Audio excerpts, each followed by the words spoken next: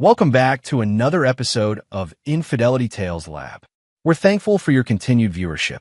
Before we begin, tell us, where in the world are you watching from? We love knowing our global reach. Now, let's dive into today's story. Chapter 1. The Warrior's Return.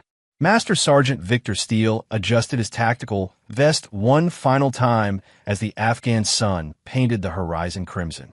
23 years of military service, 15 deployments, and countless classified operations had forged him into something harder than the desert sand beneath his boots.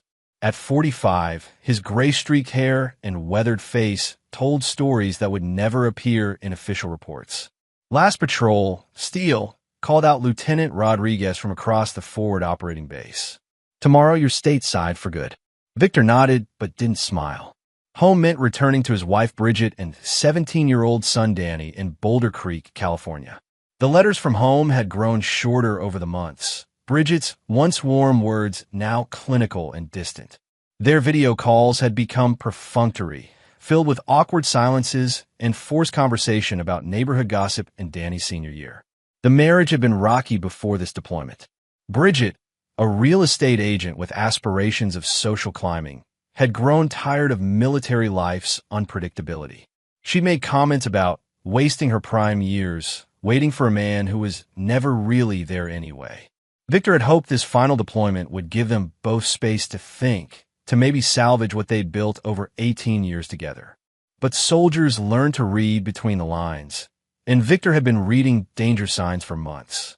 His satellite phone buzzed, a text from Danny. "Can't wait for you to come home, Dad. Things have been different here." Victor frowned at the screen. Danny was usually more expressive, more excited about his father's returns. The boy worshipped his old man, always had. Victor had taught him to hunt, fish, and fight, skills that had made Danny confident and respected among his peers. But something in that message felt wrong. The transport to Ramstein Air Base would leave at 0600.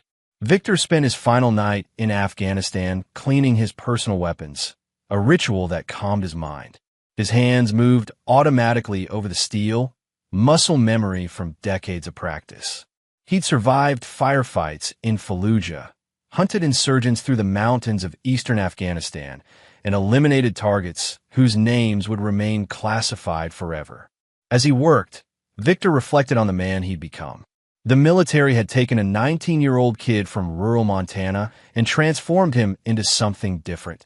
Something designed to survive and succeed where others failed. He'd learned patience, planning, and when necessary, ruthless efficiency. His psychological evaluations always came back the same: highly functional under stress, exceptional tactical thinking, strong moral code, but pragmatic in execution. The phone rang, startling him from his thoughts. Unknown number. "This is Steele." Heavy breathing, then Danny's voice, barely a whisper. "Dad? Dad, are you there?" "Danny? What's wrong, son? I can't talk long. They don't know I got Mom's old phone working."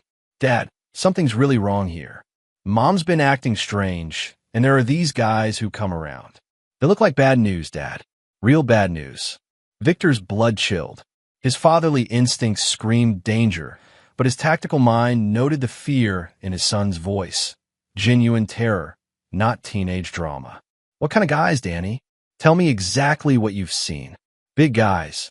Tattoos. They drive this black SUV, and they talk to Mom when they think I can't hear.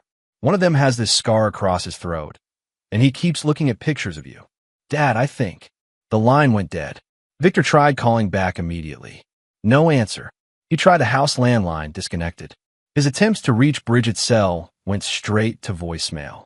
For the first time in years, Master Sergeant Victor Steele felt genuine fear. Not for himself, but for his son. And underneath that fear, something else began to burn. Something that had kept him alive through countless battles and would serve him well in whatever was waiting at home. Chapter 2. The Trap Revealed. The commercial flight from Frankfurt to San Francisco felt like an eternity. Victor had managed to get himself bumped up to business class using military courtesy upgrades, but comfort was the last thing on his mind. Every hour without contact from Danny felt like a knife twisting in his gut. He tried calling his brother-in-law Kevin, who lived 20 minutes from Victor's house, but Kevin claimed he hadn't seen Bridget or Danny in weeks. Something in Kevin's voice had seemed off too, nervous, evasive. Kevin had always been straight with Victor, even when delivering bad news about family matters during previous deployments. Victor's phone buzzed as the plane began its descent into SFO. Danny's number. But when he answered, the voice that greeted him wasn't his son's. "Daddy's coming home," a gravelly voice said with mock sweetness. "We've been waiting." "Who is this? Where's my son?" A different voice came on, Danny's, but strained with terror. "Dad, don't come home. It's a trap. Mom's." "Shut up," the gravelly voice returned. "Here's how this works, soldier boy. Your loving wife has some new friends, and we've been having real interesting conversations about you. Seems like you're worth more dead than alive to certain people." Victor's training kicked in. He activated the voice recording app on his phone while keeping his expression neutral for the benefit of other passengers. "Your boy's been real helpful setting things up," the voice continued. "Haven't you, Danny? Tell Daddy what you did." Danny's voice, breaking with sobs. "Dad, they made me. They said they'd hurt Mom if I didn't. I had to give them your patrol schedules, your return dates, everything. They made me set up the whole thing." "What thing, Danny?" "The ambush. They were going to make it look like you died over there, but you came home too early. Now they're going to." "Enough," the gravelly voice returned. "Change of plans, Victor. You're going to come home like a good husband, walk right into your house, and then we're going to have ourselves a little family reunion. With baseball bats. Your boy's going to watch every second of it." The line went dead as the plane touched down. Victor sat in the growing dusk of the San Francisco airport, his mind racing through possibilities. This wasn't random. Bridget had orchestrated something, but why? Insurance money was the obvious motive, but she'd never shown interest in the military death benefits. There had to be more. He thought about the voice, professional controlled. These weren't street thugs or random criminals. They were organized, methodical. The kind of people who planned operations and executed them with precision. As he waited for his connection to Sacramento, Victor made a series of calls. First, to his old team leader from Delta Force, now working private security in Colorado. Second, to a contact at the FBI who owed him a favor from a joint operation in Syria. Third, to his lawyer, leaving a detailed voicemail about his current situation. Then he called a number he'd hoped never to use. His former commanding officer, Colonel Hayes, who now ran a consulting firm that specialized in problem resolution for retired military personnel. "Steele? Jesus, I thought you were still deployed." "Change of plans, sir. I need a favor." "Multiple favors, actually." Victor explained the situation in military brevity. Hayes listened without interruption, then sighed. "Son, this sounds like a professional hit dressed up as domestic drama. You sure about your wife?" "No, sir. I'm not sure about anything. But my boy's in danger, and I need to know who's pulling the strings before I walk into whatever they've set up. Give me 2 hours. I'll have everything I can find on your wife's recent activities, financial records, and any new associates." "And Victor?" "Yes, sir. Don't go in alone. Whatever's waiting for you at home, it's bigger than a cheating wife and some thugs." Victor boarded his final flight with a growing understanding that his war wasn't ending. It was just changing theaters. As the plane lifted off towards Sacramento, he began mentally preparing for the kind of operation he'd hoped to leave behind forever. But some skills once learned never fade, and some enemies, once identified, never deserve mercy. Chapter 3: Reconnaissance and Discovery. Victor rented a nondescript Honda Civic at Sacramento International and drove the 2 hours to Boulder Creek in complete silence, his mind cataloging every detail of the route home. He'd been gone 8 months, but muscle memory guided him through the familiar turns of his neighborhood, as if he'd never left. At 0300 hours, he parked 6 blocks from his house and approached on foot, moving through the shadows with the practiced silence of 2 decades of night operations. His house sat on a corner lot with good sight lines, one of the reasons he'd chosen it years ago. Now, he studied it like a target. 3 vehicles he didn't recognize: the black SUV Danny had mentioned, a white panel van, and a dark sedan. Professional staging. Through his binoculars, he could see movement inside, At least 4 figures, maybe more. The living room curtains were drawn, but light leaked around the edges. Someone was awake and waiting. Victor circled the property, noting exit routes and defensive positions. The backslider door showed signs of forced entry, scratches around the lock, bent frame. These people had been here for days, maybe weeks. His phone buzzed with a text from Colonel Hayes. Info package incoming. Your wife's been busy. Check your secure email. Victor retreated to a 24-hour diner downtown and opened his encrypted email on a laptop he'd purchased with cash. What he found made his blood run cold. Bridget hadn't just been cheating, she'd been planning. For months. Bank records showed large cash withdrawals, meetings with a lawyer specializing in military death benefits, and most damning, a life insurance policy taken out on Victor just days before his deployment. The beneficiary wasn't just Bridget. It was split between her and someone named Gareth Thorne. Victor's jaw tightened as he read Thorne's file. Former Marine, dishonorably discharged for assault. Multiple arrests for loan sharking and intimidation. Currently employed by a private security firm that specialized in debt collection and conflict resolution. The kind of outfit that didn't ask questions and didn't leave witnesses.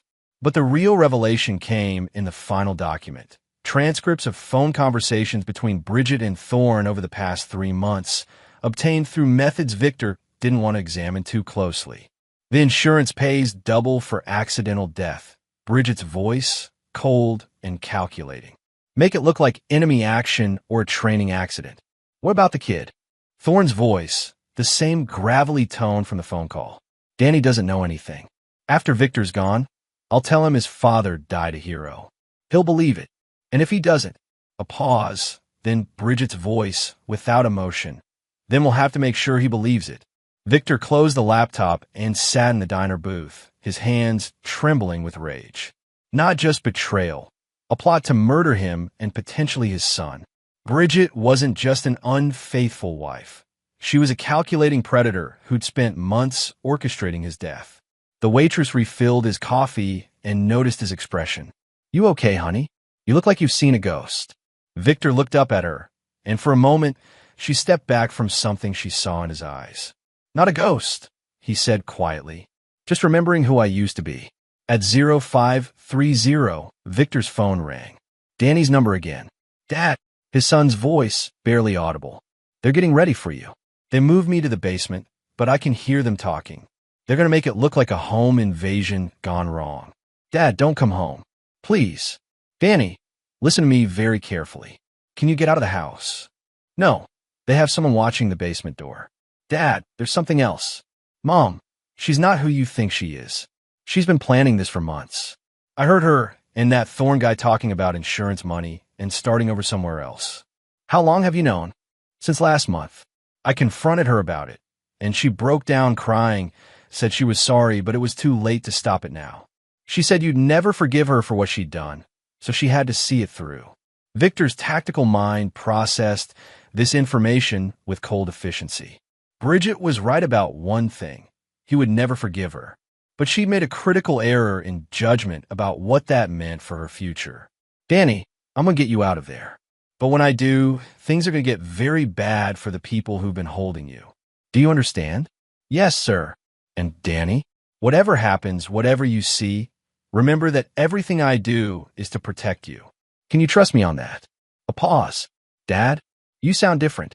Victor looked at his reflection in the diner window. The face of Master Sergeant Victor Steele, a man trained to eliminate threats to national security. A man who'd killed for his country and was about to kill for his family.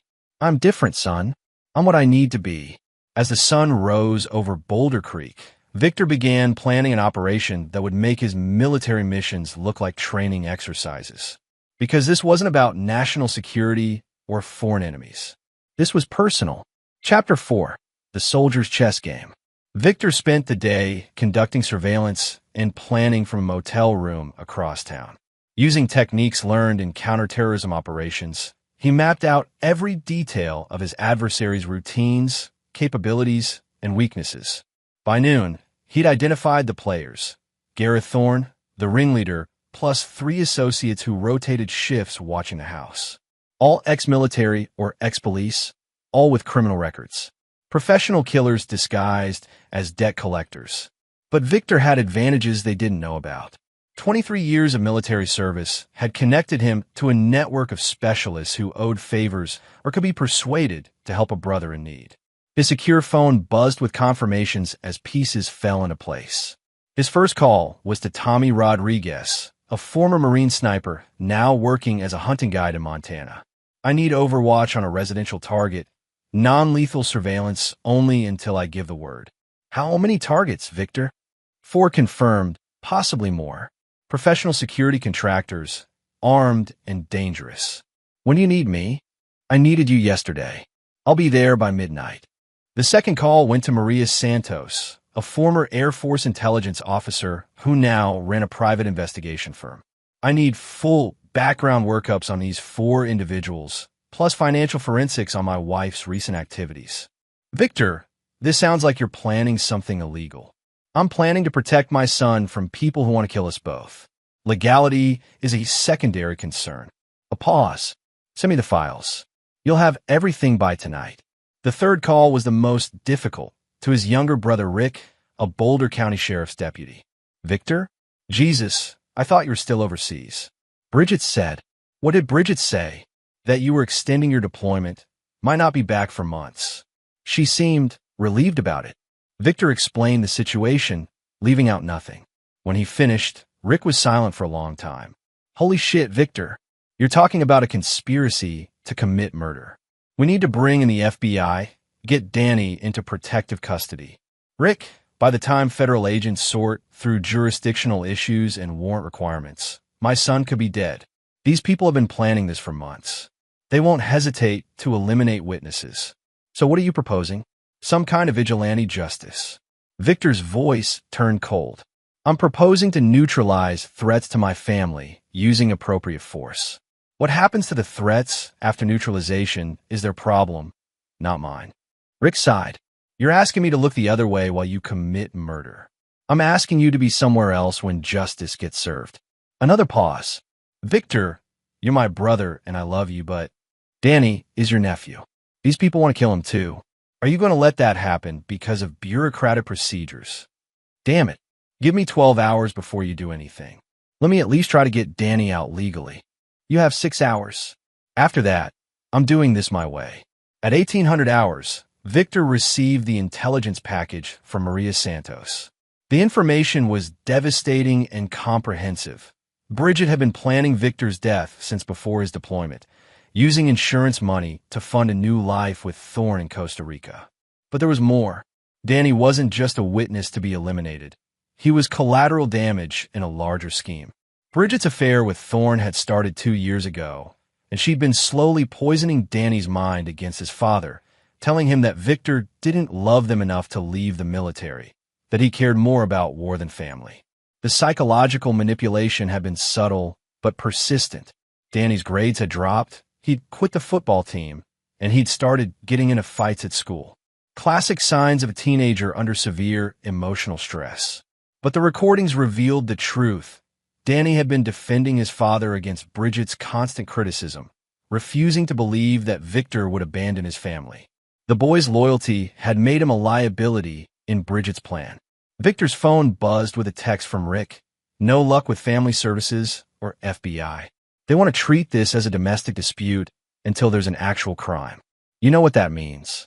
Victor knew exactly what it meant. The system would let his son die while following proper procedures. At 2000 hours, Tommy Rodriguez called. I'm in position. Your house is definitely under siege. 4 hostiles, rotating shifts, military-grade weapons. Your boy's in the basement, but he looks okay. Your wife is upstairs with the leader. They're having what looks like a heated argument. About what? Can't hear words, but body language suggests she's having second thoughts. He's not happy about it. Victor processed this information with tactical precision. Bridget's doubt could be either an opportunity or a complication. Either way, it meant the timeline was accelerating. Tommy, I'm going in at 0200. When you see my signal, light up anyone who tries to leave the house. Copy that. Victor, these guys aren't amateurs. You sure you want to do this alone? Victor checked his equipment one final time, weapons, tactical gear, and items that would make his old Delta Force instructors proud. I've been alone for 8 months while my family was in danger. It's time to bring them home. As midnight approached, Victor began his final preparations. This wasn't just about rescuing Danny anymore. It was about sending a message to anyone who thought they could threaten his family and live to tell about it. The soldier was coming home, and he was bringing war with him. Chapter 5. Infiltration and Revelation. At 0130 hours, Victor approached his house for the second time, but now he moved with lethal purpose. Tommy Rodriguez's voice crackled through his earpiece. Overwatch in position. 2 targets on the ground floor, 1 upstairs with your wife, 1 in the kitchen. Your son appears to be alone in the basement. Victor had studied the blueprints of his own house, memorizing every entrance, every line of sight, every tactical advantage. What Bridget and her accomplices didn't know was that he designed the house's security features himself, including several modifications that weren't on any official building plans. The first entry point was through the crawl space beneath the house, a route that connected to the basement through a hidden panel Victor had installed years ago for emergency purposes. He'd never imagined using it to rescue his own son from his own wife. Moving with practiced silence, Victor navigated the narrow space beneath his house, guided by a small tactical flashlight. The basement was directly above, and he could hear movement, Danny's restless pacing and the creak of the chair where his guard was stationed. Victor accessed the hidden panel and listened. Footsteps, rhythmic and bored. The guard was walking a pattern, probably checking his phone or fighting sleep during the night shift. Through the gap, Victor could see Danny sitting on an old couch, hands zip-tied, but alert and uninjured. The basement guard was young, maybe 25, with the swagger of someone who'd never faced a real predator. He was armed with a pistol, but his attention was divided between his prisoner and a smartphone video game. Victor waited for the guard to turn his back, then emerged from the panel with fluid motion. The guard had exactly enough time to register movement before Victor's hand clamped over his mouth and a sleeper hold cut off his air supply. In 15 seconds, the guard was unconscious. "Dad," Danny whispered, eyes wide with relief and terror. Victor cut his son's restraints and pulled him close. "Are you hurt?" "No, just scared."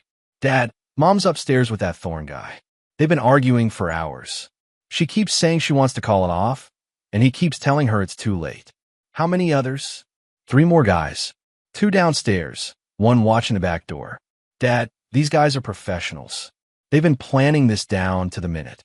Victor's earpiece crackled. Movement upstairs. "Looks like your wife is trying to leave the bedroom.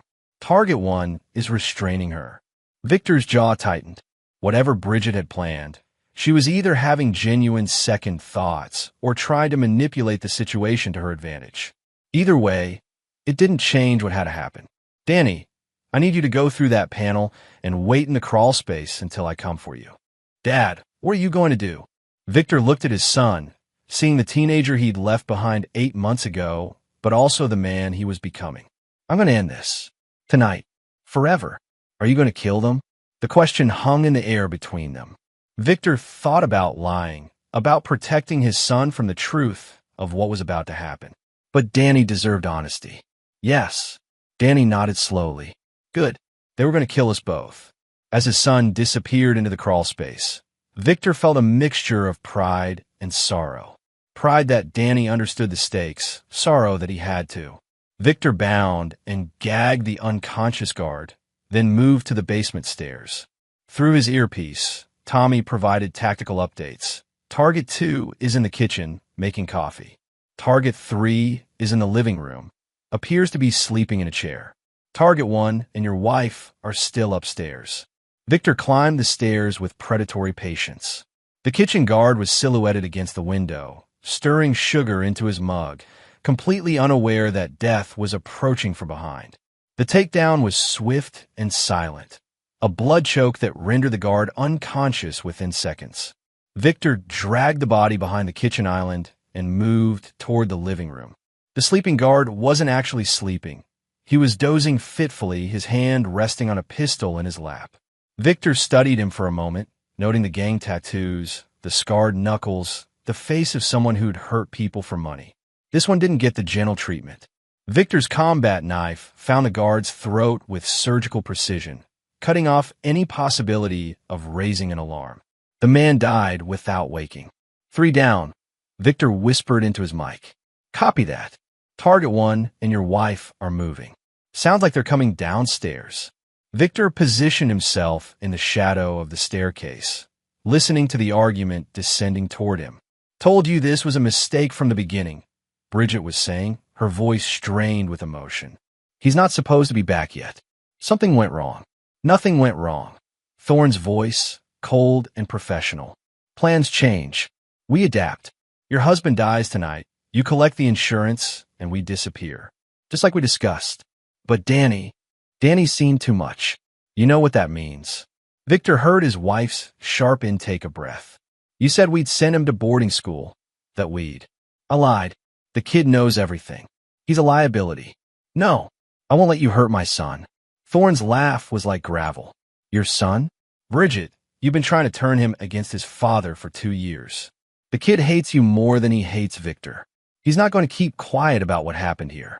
They reached the bottom of the stairs, and Victor could see them clearly now. Bridget looked haggard, desperate, nothing like the confident woman he'd married. Thorne was exactly what Victor had expected, a professional killer with cold eyes and steady hands. Where is everyone? Thorne asked, noticing the unusual quiet. That's when Victor stepped out of the shadows. They're indisposed, he said quietly. Thorne spun toward the voice, his hand moving toward his weapon. But he was facing a man who'd survived firefights in 3 different wars. Victor's first shot took Thorne in the shoulder, spinning him around.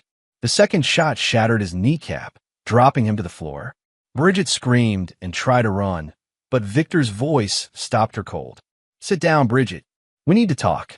Chapter 6. The Reckoning Begins.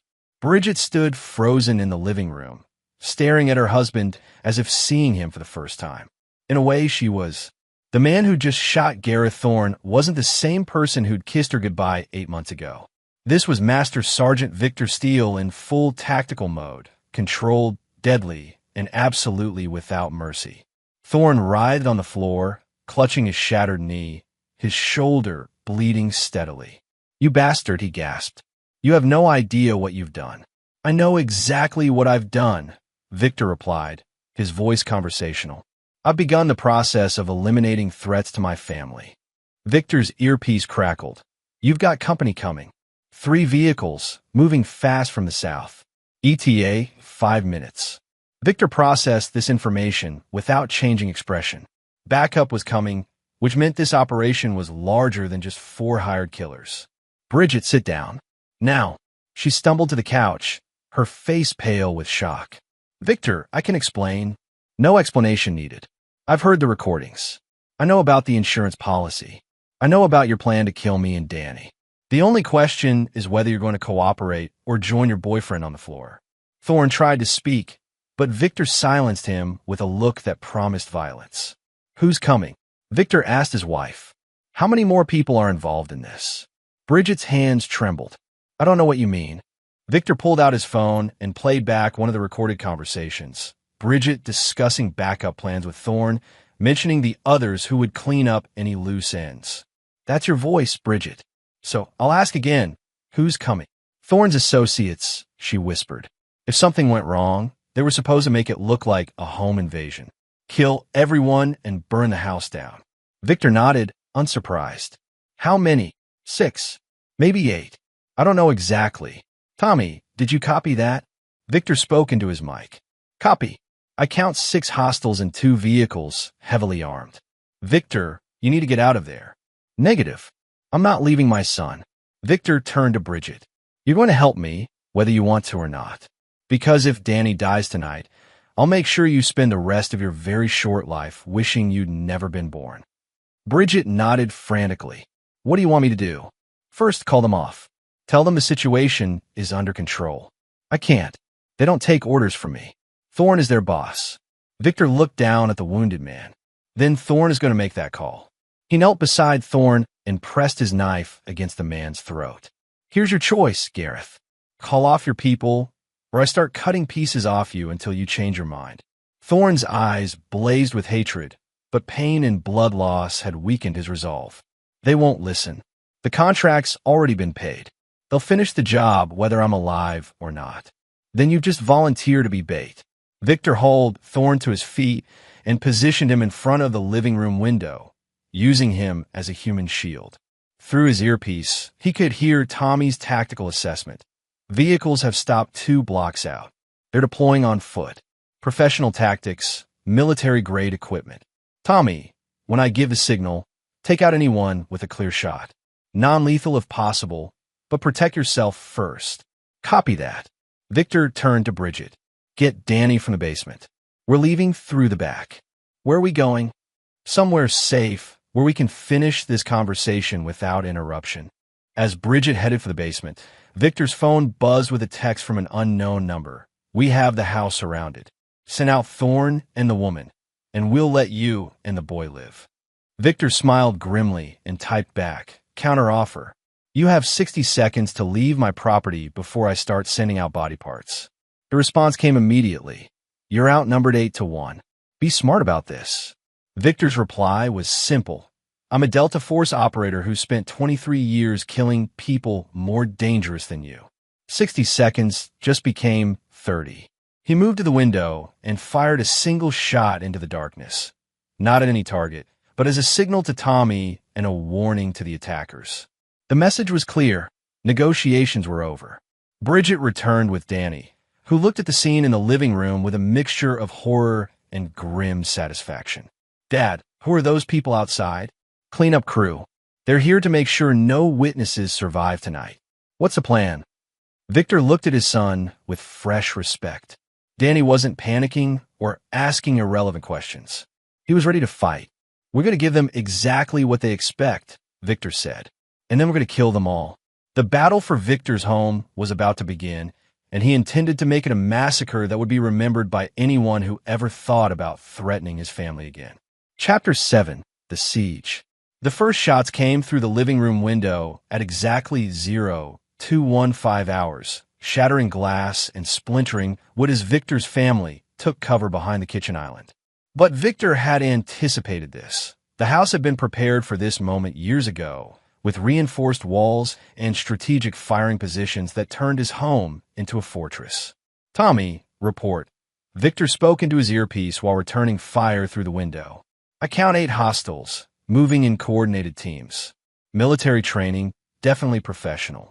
2 down from my position, but they're using smoke grenades to limit my effectiveness." Victor nodded grimly. These weren't street thugs or amateur killers. They were operators, possibly former special forces. But they had made one critical error. They were attacking a man on his own ground, protecting his own family. "Danny, take your mother to the safe room. You remember where it is. Behind a bookshelf in your study." "But Dad, no arguments. Go, now." As his family retreated to the hidden room Victor had constructed during his home's renovation, he assessed his tactical situation. 8 attackers, professional training, automatic weapons. Under normal circumstances, this would be a suicide mission for any single operator. But Victor Steele wasn't normal circumstances. He was a man with nothing left to lose and everything to protect. The attackers were using standard room-clearing tactics, but Victor had advantages they couldn't account for. Hidden firing positions, interior walls reinforced with steel plates, and most importantly, intimate knowledge of every inch of the battlefield. He moved through his house like a ghost, using passages and sight lines he'd memorized during years of living there. The first attacker through the back door found himself facing Victor's shotgun at point-blank range, a mistake he wouldn't survive to regret. "Target down," Victor whispered into his mic, 7 remaining. But the attackers adapted quickly. Smoke grenades filled the ground floor, reducing visibility to 0. Victor switched to thermal imaging goggles, another modification they hadn't expected, and continued his deadly hunt through the haze. The second attacker died while trying to breach the kitchen entrance. The third fell to a booby trap Victor had set during his retreat to the upper floor. By 0230, the odds were shifting, but so was the nature of the engagement. Victor, They're setting up something big outside. Tommy's voice carried tension. Looks like they're preparing to blow a hole in your wall. Victor cursed silently. Explosives would change everything. His reinforced walls wouldn't stand up to military-grade charges.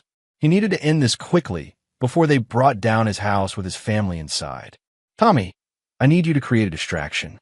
Draw their attention to the front of the house. Copy that. Initiating diversionary fire in 30 seconds. Victor used those 30 seconds to reach the safe room, where he found Bridget and Danny huddled together behind the steel door. His wife looked terrified, but Danny met his eyes with steady determination. What's happening out there? Danny asked. We're winning, but they're about to escalate.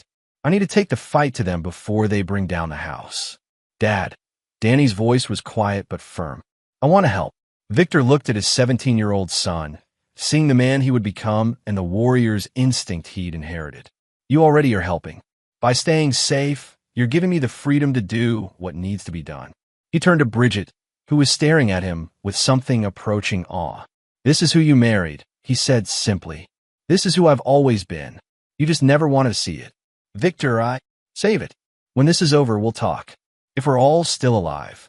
Tommy's diversion began with a sustained burst of sniper fire that sent the remaining attackers scrambling for cover. Victor used the confusion to exit through a concealed door in the basement, emerging behind enemy lines with the element of surprise. What followed was a masterclass in asymmetric warfare. Victor moved through his own neighborhood like a hunting predator, using landscaping and structures he'd studied for years as cover and concealment. The attackers found themselves fighting a ghost who struck from shadows and vanished before they could respond. The fourth attacker died while trying to set up the explosive charge. The fifth fell to Victor's knife while repositioning around the house's perimeter. By 02:45, only 3 remained, and their tactical discipline was beginning to crack under the psychological pressure of being hunted. Victor's earpiece crackled. Police sirens in the distance. Looks like someone called in the disturbance. That changed everything. When law enforcement arrived, they'd find a complex crime scene with multiple bodies and no clear understanding of who was victim and who was perpetrator. Victor needed to end this before outside authorities complicated the situation. He keyed his mic. Tommy, I'm going to end this in the next 5 minutes. When the police arrive, you were never here. Understood. Victor, these weren't random killers. Someone with serious resources sent them. Victor had suspected as much. The level of organization, the quality of equipment, the professional execution. This was a military operation disguised as a home invasion. Someone wanted his family dead badly enough to deploy an entire team of operators. The question was who and why. But that was a puzzle for later. Right now, he had 3 more targets to eliminate before the cavalry arrived. As he prepared for the final phase of the battle, Victor reflected on the irony. He'd spent 8 months fighting a war overseas, only to come home and fight the real war in his own backyard. But this war was different. This was personal, and he intended to win it with extreme prejudice. Chapter 8. No Witnesses. The final 3 attackers had regrouped behind Victor's neighbor's house, using the Johnsons' backyard shed as cover while they planned their next move. Victor could hear them arguing in hushed tones, professionals starting to realize that their mission had gone catastrophically wrong. Base, this is team leader. One of them spoke into a radio. Primary target has military training beyond our intelligence. Request immediate extraction. The response crackled back. Negative. Mission parameters unchanged. No witnesses. Victor smiled grimly in the darkness. Whoever was behind this operation was willing to sacrifice an entire team rather than leave loose ends. That told him everything he needed to know about how deep this conspiracy ran. Moving with practiced silence, Victor circled behind the attacker's position. The police sirens were getting closer, maybe 5 minutes out. He had to finish this quickly and cleanly, leaving a scene that would support his version of events. The first attacker never saw him coming. Victor's knife found its target with surgical precision, and the man died without making a sound. 2 left. The remaining attackers realized their teammate was down when his radio check went unanswered. Victor watched them through thermal imaging as they separated, trying to establish overlapping fields of fire while maintaining communication. "Tommy, where are the survivors positioned?" Victor whispered into his mic. "One behind the shed, 30 meters from your position. The other has moved to the street, using a parked car for cover. They're trying to box you in." Victor nodded. Classic tactics, but they were thinking like attackers, not defenders. They were in his territory now, and he knew every shadow, every line of sight, every tactical advantage the neighborhood offered. He moved toward the street position first, using the Johnson's hedge line as concealment. The attacker was crouched behind a minivan, weapon trained on the shed where he expected Victor to emerge. The man was professional, disciplined, and completely focused on the wrong target area. Victor's approach was silent and deadly. The attacker's radio crackled just as the knife found his throat. "Team leader, respond. Police are 2 minutes out." The final attacker, hearing no response from his teammate, made a critical error. He broke cover to investigate, exposing himself to Victor's position. The kill shot was clean and quiet, ending the battle with military precision. Victor quickly policed the area, collecting weapons and any identification that might complicate the investigation. As the first police units turned onto his street, he was back inside his house, establishing the scene that would tell his story. He found Thorne still alive, but unconscious from blood loss. Perfect. A surviving witness who could corroborate the home invasion story, at least partially. Victor zip-tied him securely and placed him where the police would find him. The official story would be simple. Armed intruders had attempted to rob the house, taken the family hostage, and been fought off by a combat veteran protecting his family.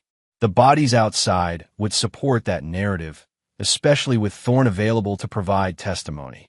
"Tommy, you need to disappear. Now." "Already gone." "But Victor?" "I pulled IDs from 2 of the bodies. These guys were contractors working for Blackwater subsidiaries. This isn't over." Victor acknowledged the warning and destroyed his earpiece before the police surrounded his house. As he walked to the safe room to collect his family, he processed what Tommy had told him. Professional military contractors meant serious money behind the operation, more than insurance fraud could justify. Someone wanted Victor dead for reasons that went beyond Bridget's marital problems.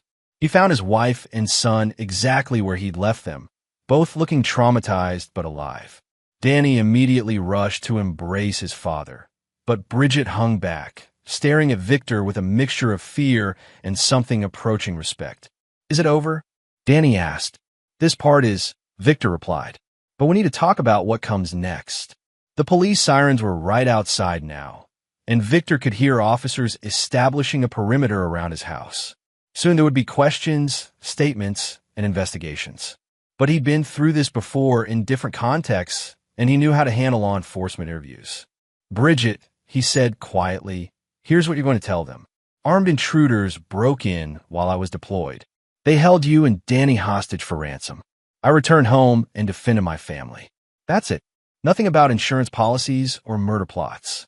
"But what about nothing?" "You're going to stick to that story because it's the only thing that keeps you out of prison. And more importantly, it's the only thing that keeps Danny safe from whoever sent those contractors." Bridget nodded frantically.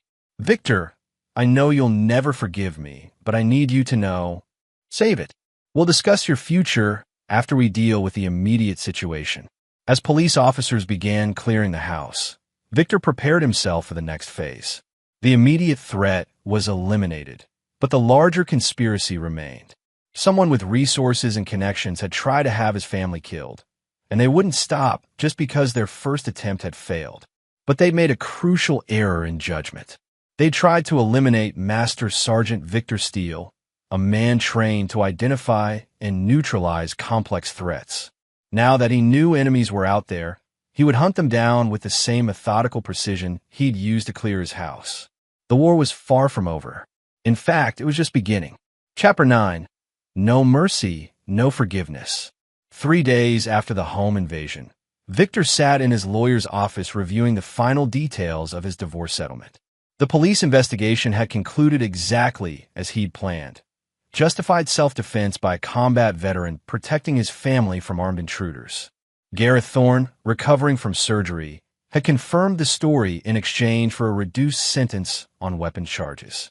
But Victor's real business wasn't with lawyers or police. It was with the people who'd sent professional killers after his family. The insurance company is asking questions, his attorney said, reviewing the paperwork. $1 million policy taken out just before your deployment raises flags. Let them investigate, Victor replied. They'll find exactly what we want them to find. What they would find was a paper trail leading to Gareth Thorne's criminal associates, a fraudulent insurance scheme that had gone wrong when the intended victim proved more dangerous than expected. The real conspiracy, the one involving military contractors and shadowy employers, would remain hidden beneath layers of carefully constructed evidence. Victor's phone buzzed with a secure message from Colonel Hayes. Background check complete. Your wife's boyfriend wasn't working alone. Follow the money. The financial investigation had traced payments to Thorne through a series of shell companies, eventually leading to a defense contractor called Meridian Security Solutions.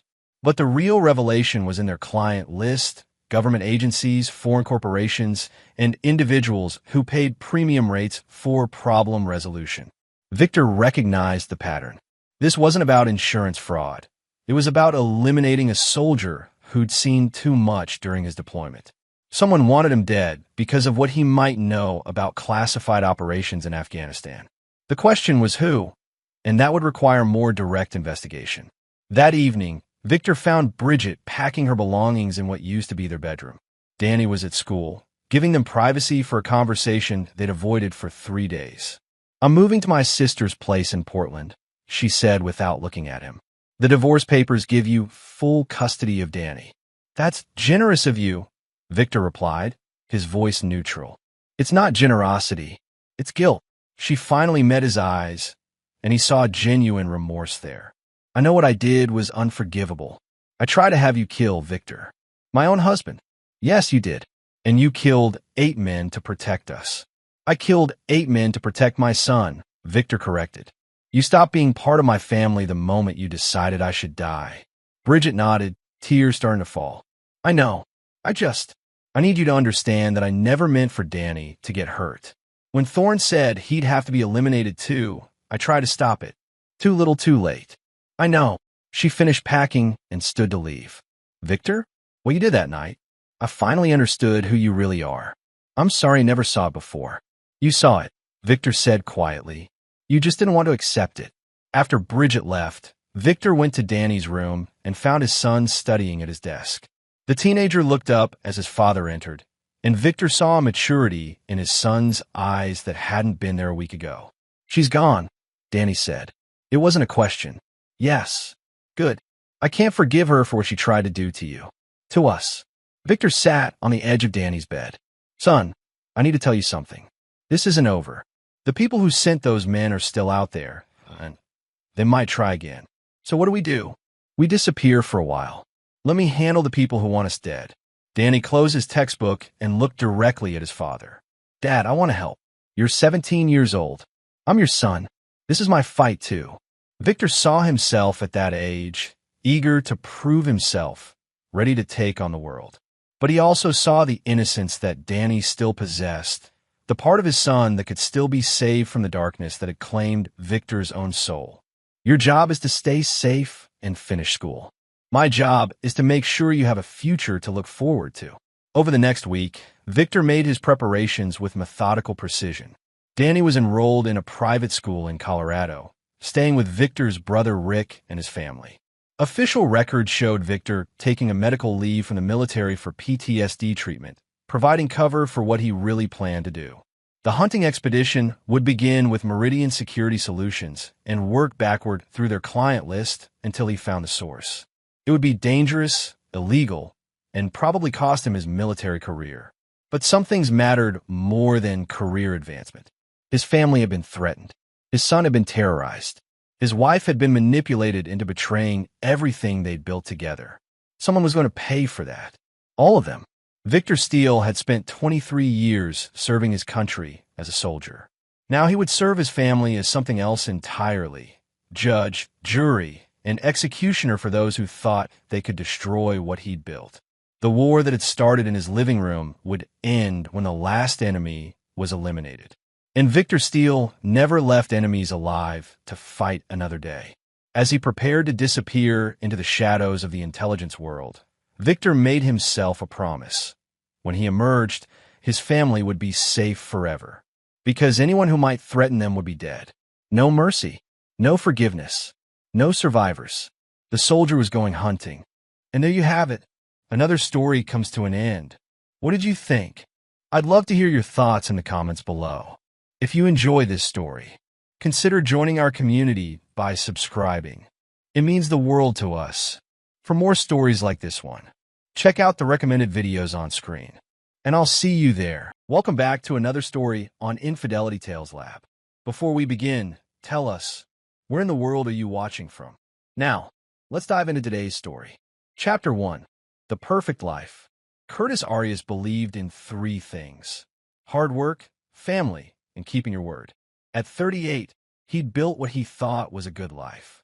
He left from machine shop at 6 a.m. every morning, came home by 6 p.m., and spent his evenings with his three kids: Mason, 8, Riley, 6, and little Harper, 4. His wife, Celeste, worked as an executive assistant at Harper Industries downtown, pulling in decent money that supplemented his engineering salary nicely. They'd met 12 years ago at a charity run. Celeste had been volunteer coordinator, all smiles and energy, her auburn hair catching the morning sun. Curtis, never smooth with women, had tripped over his own feet trying to get her attention.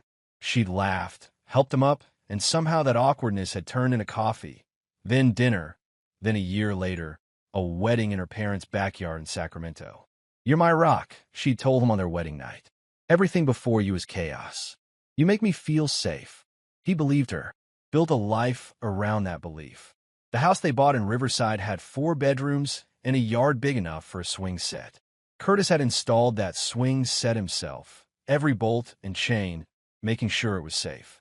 That was his nature: measure twice, cut once, make sure the foundation was solid. He coached Mason's Little League team. He never missed Riley's dance recitals. He read Harper bedtime stories every single night, doing all the funny voices that made her giggle. Curtis's younger brother, Renee, often joked that Curtis was disgustingly domestic. "You got the white picket fence dream, hermano," Renee had said last Thanksgiving, beer in hand. "Rest of us are still figuring out what we want to be when we grow up. Someone's got to be the boring one," Curtis had replied, grinning.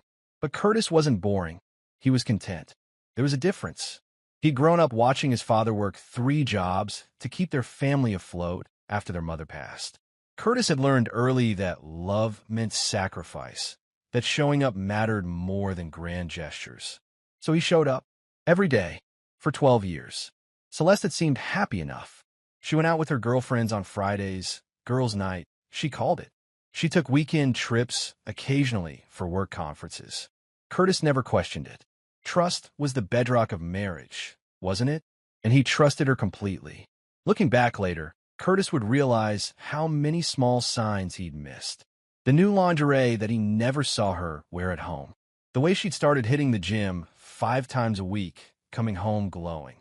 Her phone face down on every surface. The sudden interest in privacy. Password on her phone, separate credit card for personal expenses. But trust, Curtis learned, could make a man blind.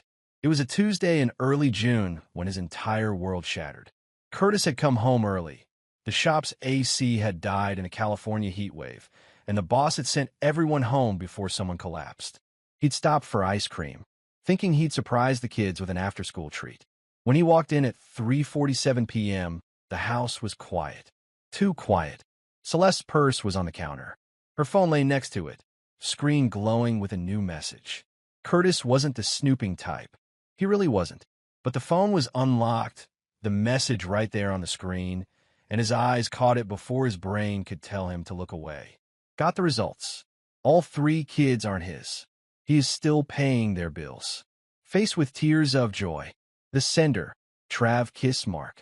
Curtis stood there, ice cream melting in the plastic bag dangling from his hand. His vision tunneled. The message sat there, casual as a weather report, casually destroying everything he'd built over 12 years. 8 years with Mason, 6 with Riley, 4 with Harper. All 3 kids aren't his. His hands moved on autopilot.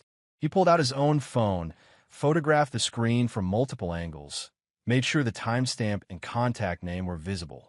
Then he carefully placed Celeste's phone back exactly where he'd found it, screen timing out to black, just as it had been. The ice cream hit the counter. Curtis heard his own breathing, too loud in the silent kitchen. Upstairs, water ran. The shower. Celeste was home, probably getting ready for one of her evening work events. Curtis's mind raced through 1,000 thoughts at once. Rage, betrayal, confusion, pain so sharp it felt physical. But underneath all of it, something else emerged, something cold and clear. Don't react. Not yet. Think. If he confronted her now, what would happen? She'd cry. She'd deny. She'd probably lawyer up. He'd lose everything in the chaos. The house, half his paycheck, and he'd still be legally on the hook for 3 kids that apparently weren't his. The shower shut off. Curtis grabbed the ice cream, shoved it in the freezer, and walked out the front door. He sat in his truck for 20 minutes, hands gripping the steering wheel, forcing himself to breathe normally. All 3 kids aren't his. 8 years. 6 years. For years. Who was Trav? How long had this been going on? Were the kids all from him, or were there others? Curtis started the truck. He didn't know where he was driving, but he drove. His phone rang. Celeste. He let go to voicemail. Then a text. Where are you? Thought you were working late. He texted back. Boss cut us loose early. Grabbed a beer with the guys. Home in a few hours. Her response was immediate. Okay. Have fun, babe. Face blowing a kiss. That emoji. So casual. So normal. As if she hadn't just destroyed everything. Curtis drove for 2 hours, mind working through the shock, the pain crystallizing into something else. Something harder. By the time he got home at 8 p.m., Celeste was curled up on the couch watching reality TV. She smiled when he walked in, the same smile she'd given him for 12 years. Hey, honey, kids are asleep. Long day. Yeah, Curtis said. His voice sounded normal. Distant but normal. Long day. She didn't notice anything wrong. She never even looked up from her phone as he walked past her, heading upstairs to check on 3 children who weren't his, but who he'd loved with everything he had for 8 years, 6 years, for years. Mason was sprawled across his bed, still in his Little League uniform. Riley had fallen asleep with her art supplies scattered around her. Harper clutched her stuffed elephant, thumb in her mouth. Curtis stood in each doorway, looking at them. He'd changed their diapers, walked them through nightmares, taught Mason to ride a bike, braided Riley's hair, made Harper laugh with silly faces. All 3 kids aren't his. The pain was unbearable. But Curtis didn't break. Not yet. Instead, he walked to his workshop in the garage, pulled out a notebook, and began to plan. He would give Celeste 6 months. 6 months to think she'd gotten away with it. 6 months for Curtis to gather every piece of evidence he needed. 6 months to build a perfect trap. And then, on Christmas morning, he would give her one final gift. Chapter 2. Building the Case. Curtis became 2 people overnight. There was the Curtis who came home every evening, who kissed his wife's cheek, who helped Mason with homework, and pushed Harper on the swings. The Curtis who smiled and nodded when Celeste talked about her day at Harper Industries, who didn't flinch when she mentioned her boss Travis Harper in conversation, because of course Travis Harper. Trav. The name had been right there all along. And then there was the other Curtis, the one who lived in the pre-dawn hours and late nights, building a case like he built machines, methodically, precisely, missing nothing. The morning after the discovery, Curtis had called in sick to work. Not unusual, he'd banked hundreds of sick days over the years, never taking time off. He spent that day in his truck outside a strip mall office building, waiting for it to open. At 9 a.m. sharp, Curtis walked into the office of Simon Cameron, private investigator. Simon was in his 50s, former LAPD, with the weathered look of a man who'd seen every kind of human ugliness. His office smelled like coffee and old leather. "What can I do for you?" Simon asked, gesturing to a chair. Curtis placed his phone on the desk, showing the photograph of the text message. Simon studied it for a long moment. Hell of a way to find out. I need everything, Curtis said. His voice was steady. How long it's been going on? Financial records. Where they meet. If there are others. Everything that will stand up in court. Court gets messy with this stuff, Simon warned. California's a no-fault state. Adultery doesn't matter much in divorce proceedings anymore. I don't care about the divorce, Curtis said. I care about not paying child support for 3 kids that aren't mine. And I care about making sure she gets nothing when this is over. Simon leaned back. That's a different game. More expensive. How expensive? Retainer of 10 grand. Could run you 30 by the time we're done. Curtis didn't hesitate. When can you start? Today. Over the next week, Simon worked fast. He confirmed what Curtis had already suspected. Travis Harper, 41, was the CEO of Harper Industries, where Celeste had worked for 9 years. Married, 2 kids of his own, big house in Newport Beach. Net worth estimated at $40 million. They've been careful, Simon reported during their second meeting. Burner phones for communication, hotel rooms paid in cash.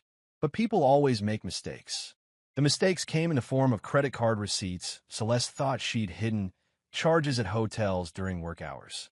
Security footage from the parking garage at Harper Industries showing them leaving together.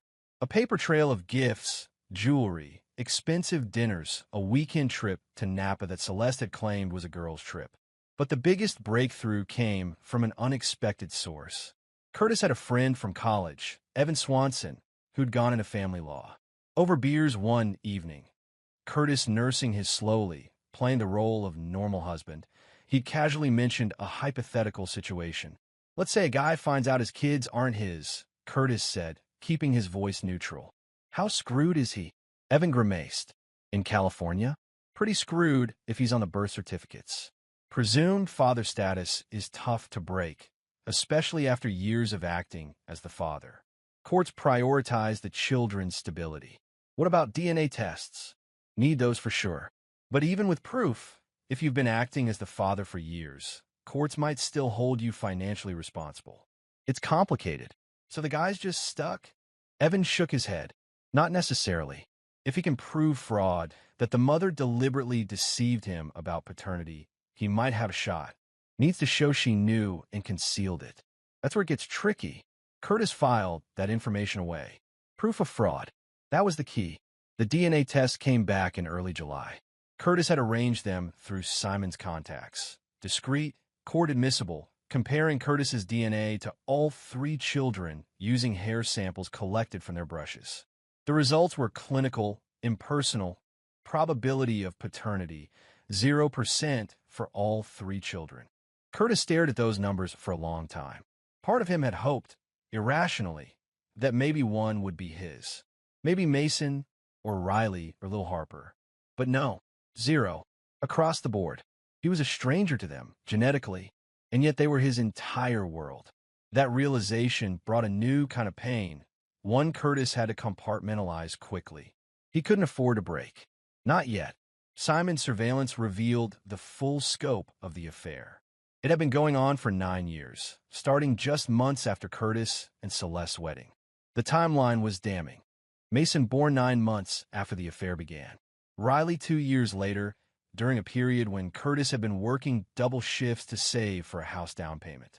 Harper conceived during what Celeste had called a work retreat in San Diego. Travis Harper was the father of all 3. DNA tests confirmed it. Simon had managed to obtain a sample from a coffee cup Travis had discarded at a Starbucks. But there was more. Simon uncovered evidence that Celeste had been siphoning money from their joint account for years, small amounts Curtis had never noticed. She'd built a secret savings account, $38,000 over 9 years. She's got an exit strategy, Simon said during their July meeting. People don't build secret accounts for fun, my guess. She was planning to leave you once the youngest hit school age. Probably figured she could lock down Harper first. Curtis absorbed this information without visible reaction. Inside, the rage was building, but he kept it controlled. Contained. What about Harper's wife? Kate Harper doesn't seem to know anything about the affair. Or if she does, she's ignoring it. Rich women sometimes do that. Pretend not to see what they don't want to acknowledge. Give me everything on their marriage. financial records, prenup details if they have one. I want to know exactly how much Travis Harper has to lose. Simon raised an eyebrow.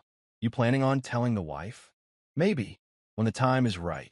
Throughout July and August, Curtis played the perfect husband. He took Celeste and the kids to Disneyland for their summer vacation. He held Celeste's hand on the Pirates of the Caribbean ride while she smiled for the camera, and he thought about how she'd been lying to him for 9 years straight. He coached Mason's baseball team to a regional championship. Mason ran to hug him after the final out, shouting, "Dad, Dad, we did it!" And Curtis hugged him back, thinking about how that word, Dad, was built on a lie. He attended Riley's dance recital, where she performed a solo in a pink tutu, and afterward she asked, "Did I do good, Daddy?" And he told her she was perfect, even as his heart broke into smaller and smaller pieces. He read Harper bedtime stories every single night, doing the voices she loved, and she would fall asleep with her small hand in his, trusting and innocent. The children hadn't done anything wrong. Curtis knew that, but every time he looked at them, he saw Celeste's betrayal. He saw 9 years of lies. He saw a life that had never been real. It was eating him alive. In September, Curtis started going to the gym at 5 a.m. before work. Not to get in shape, to have a place where he could punch the heavy bag until his knuckles bled and no one would ask questions. The physical pain helped, gave him somewhere to put the rage. Renee noticed the changes. Over Sunday dinner at Curtis's house, Celeste cooking, playing the perfect hostess, his brother pulled him aside. "You good, Hermano?" "Yeah." "What?" "You seem, I don't know, different, distant." Curtis forced a smile. "Just work stress. Big project coming up." Renee didn't look convinced, but he dropped it. By October, Simon had compiled a file 3 inches thick.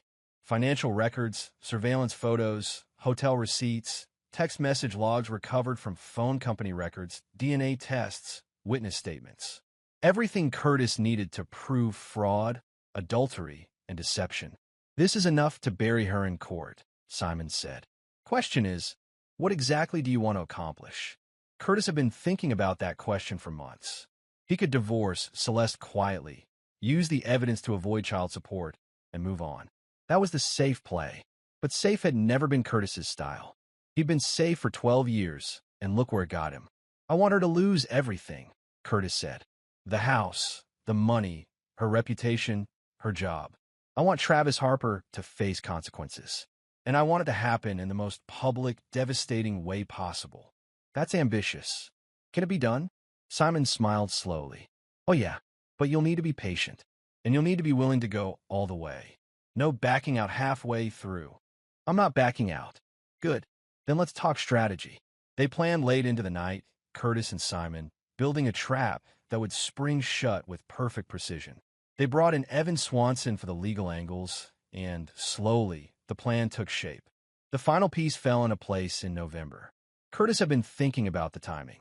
He needed a moment that would maximize impact, that would be impossible for Celeste to recover from. A moment where her betrayal would be witnessed by everyone who mattered. Christmas morning. It was perfect. The kids would be there, old enough to remember what happened, but young enough that Curtis could document their last holiday together as a family. Celeste's parents would be visiting from Sacramento, as they did every year. Celeste would be relaxed, happy, thinking she'd gotten away with everything. And Curtis would give her one final gift. The gift of consequences. Chapter 3, The Gift. Curtis bought Celeste's Christmas present in early December. He stood in the jewelry store, looking at diamond necklaces, and selected one that cost $4,000, more than he'd ever spent on a gift before. The jeweler gift wrapped it beautifully, all silver paper and white ribbon. Inside the box, Curtis added a USB drive and a handwritten note. The weeks leading up to Christmas were surreal. Celeste was in high spirits, planning the holiday dinner, buying presents for the kids. She seemed happier than she'd been in months, humming Christmas carols while decorating the tree. Curtis wondered if she was happy because the affair was going well, or if she was planning something herself. Maybe she was working up the courage to leave him. The thought should have bothered him more. But by December, Curtis felt nothing but cold calculation. On Christmas Eve, Celeste's parents arrived, John and Miriam Boyd, decent people who thought their daughter had married well. Curtis had always gotten along with them. John liked to talk about vintage cars, a passion Curtis shared. Miriam doted on the grandkids. "You've built a beautiful family, Curtis," Miriam said that evening, watching the kids play with their cousins in the living room. "Celeste is lucky to have you." "I'm the lucky one," Curtis replied smoothly. The lies came easier now. He'd been learning from the master. That night, after everyone was asleep, Curtis sat in his workshop and held the gift box in his hands. Inside was evidence of 9 years of betrayal, compiled and organized into an irrefutable narrative. Photos, timeline, DNA results, financial records, everything. On the USB drive was a video Curtis had recorded himself, explaining everything calmly and methodically to whomever watched it. In the note, he'd written instructions. Watch the video first, then look through the files. "I'm sorry you had to find out this way." Curtis.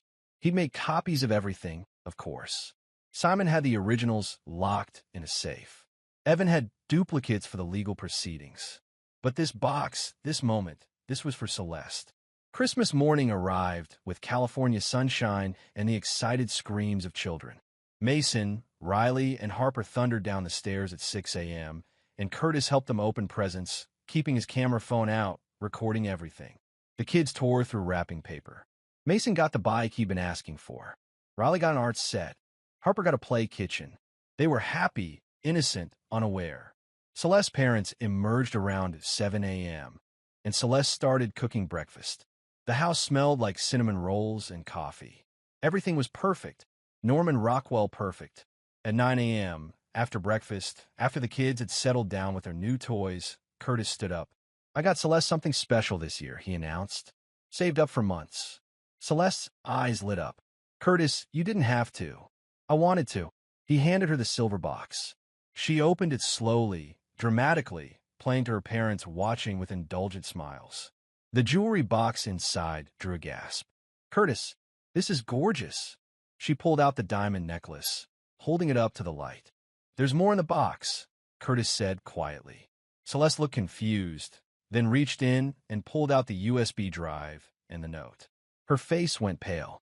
"What is this?" "Why don't you read the note?" Curtis suggested. The room went very quiet. John and Miriam sensed something was wrong. Celeste's hands shook as she unfolded the paper. Curtis watched her eyes move across the words. Watched the color drain from her face completely. Watch her mouth open, then close, then open again. "Curtis." Her voice was barely a whisper. "I found a text message in June," Curtis said. His voice was calm, almost conversational. "From Travis. The one about the DNA tests. The one where you laughed about me paying for kids that aren't mine." Miriam gasped. John stood up. "What the hell is going on?" Curtis turned to them. "Your daughter has been having an affair for 9 years with her boss, Travis Harper. All 3 of my children, Mason, Riley, and Harper, are his. I have DNA tests proving it. Everything's on that USB drive." "You're insane," Celeste said, but her voice cracked. "This is insane. You're having some kind of breakdown." "I took screenshots of the messages," Curtis continued. "Had a private investigator track your movements for 6 months. Got court-admissible DNA tests. I know about the hotels, the secret bank account, the gifts. I know everything, Celeste. And now everyone else is going to know, too." He pulled out his phone and tapped the screen. "I just sent that same file to everyone on your contact list. Your friends, your coworkers, Travis's wife, Travis himself. By tomorrow, it'll be all over social media. By next week, it'll be the most interesting gossip in your office." Celeste lunged at him, screaming. John held her back. The kids started crying upstairs, frightened by the shouting. Curtis remained perfectly still. "I filed for divorce yesterday. The papers will be served tomorrow. Given the fraud you committed, my lawyer is confident I won't owe you a cent. In fact, you'll probably owe me for the years of child support you essentially stole through deception." "You can't do this," Celeste sobbed. "You can't just the kids." "The kids," Curtis repeated. "Your kids with Travis. I loved them for 8 years, 6 years for years. I was their father in every way that mattered except biology. But you took that from me. You took everything from me. So now I'm taking everything from you." He picked up a duffel bag he'd hidden by the door. "I'm leaving. The house is in my name, My credit bought it. My money pays the mortgage. You have 30 days to move out. After that, the locks change and your stuff goes to storage. Curtis, please. Miriam tried to intervene. I'm sorry you had to find out this way. Curtis said to her, genuinely. You and John didn't deserve this. But your daughter made her choices. Now she lives with them. He walked toward the door. Curtis! Celeste screamed. You can't leave. The kids need you. I need you. Curtis stopped at the threshold. For just a moment, his mask cracked, and something raw and painful showed through. You should have thought about that 9 years ago. He walked out, got in his truck, and drove away. His phone started ringing immediately. Call after call after call. 67 missed calls by noon, mostly from Celeste, some from her parents, several from numbers he didn't recognize. Curtis ignored them all.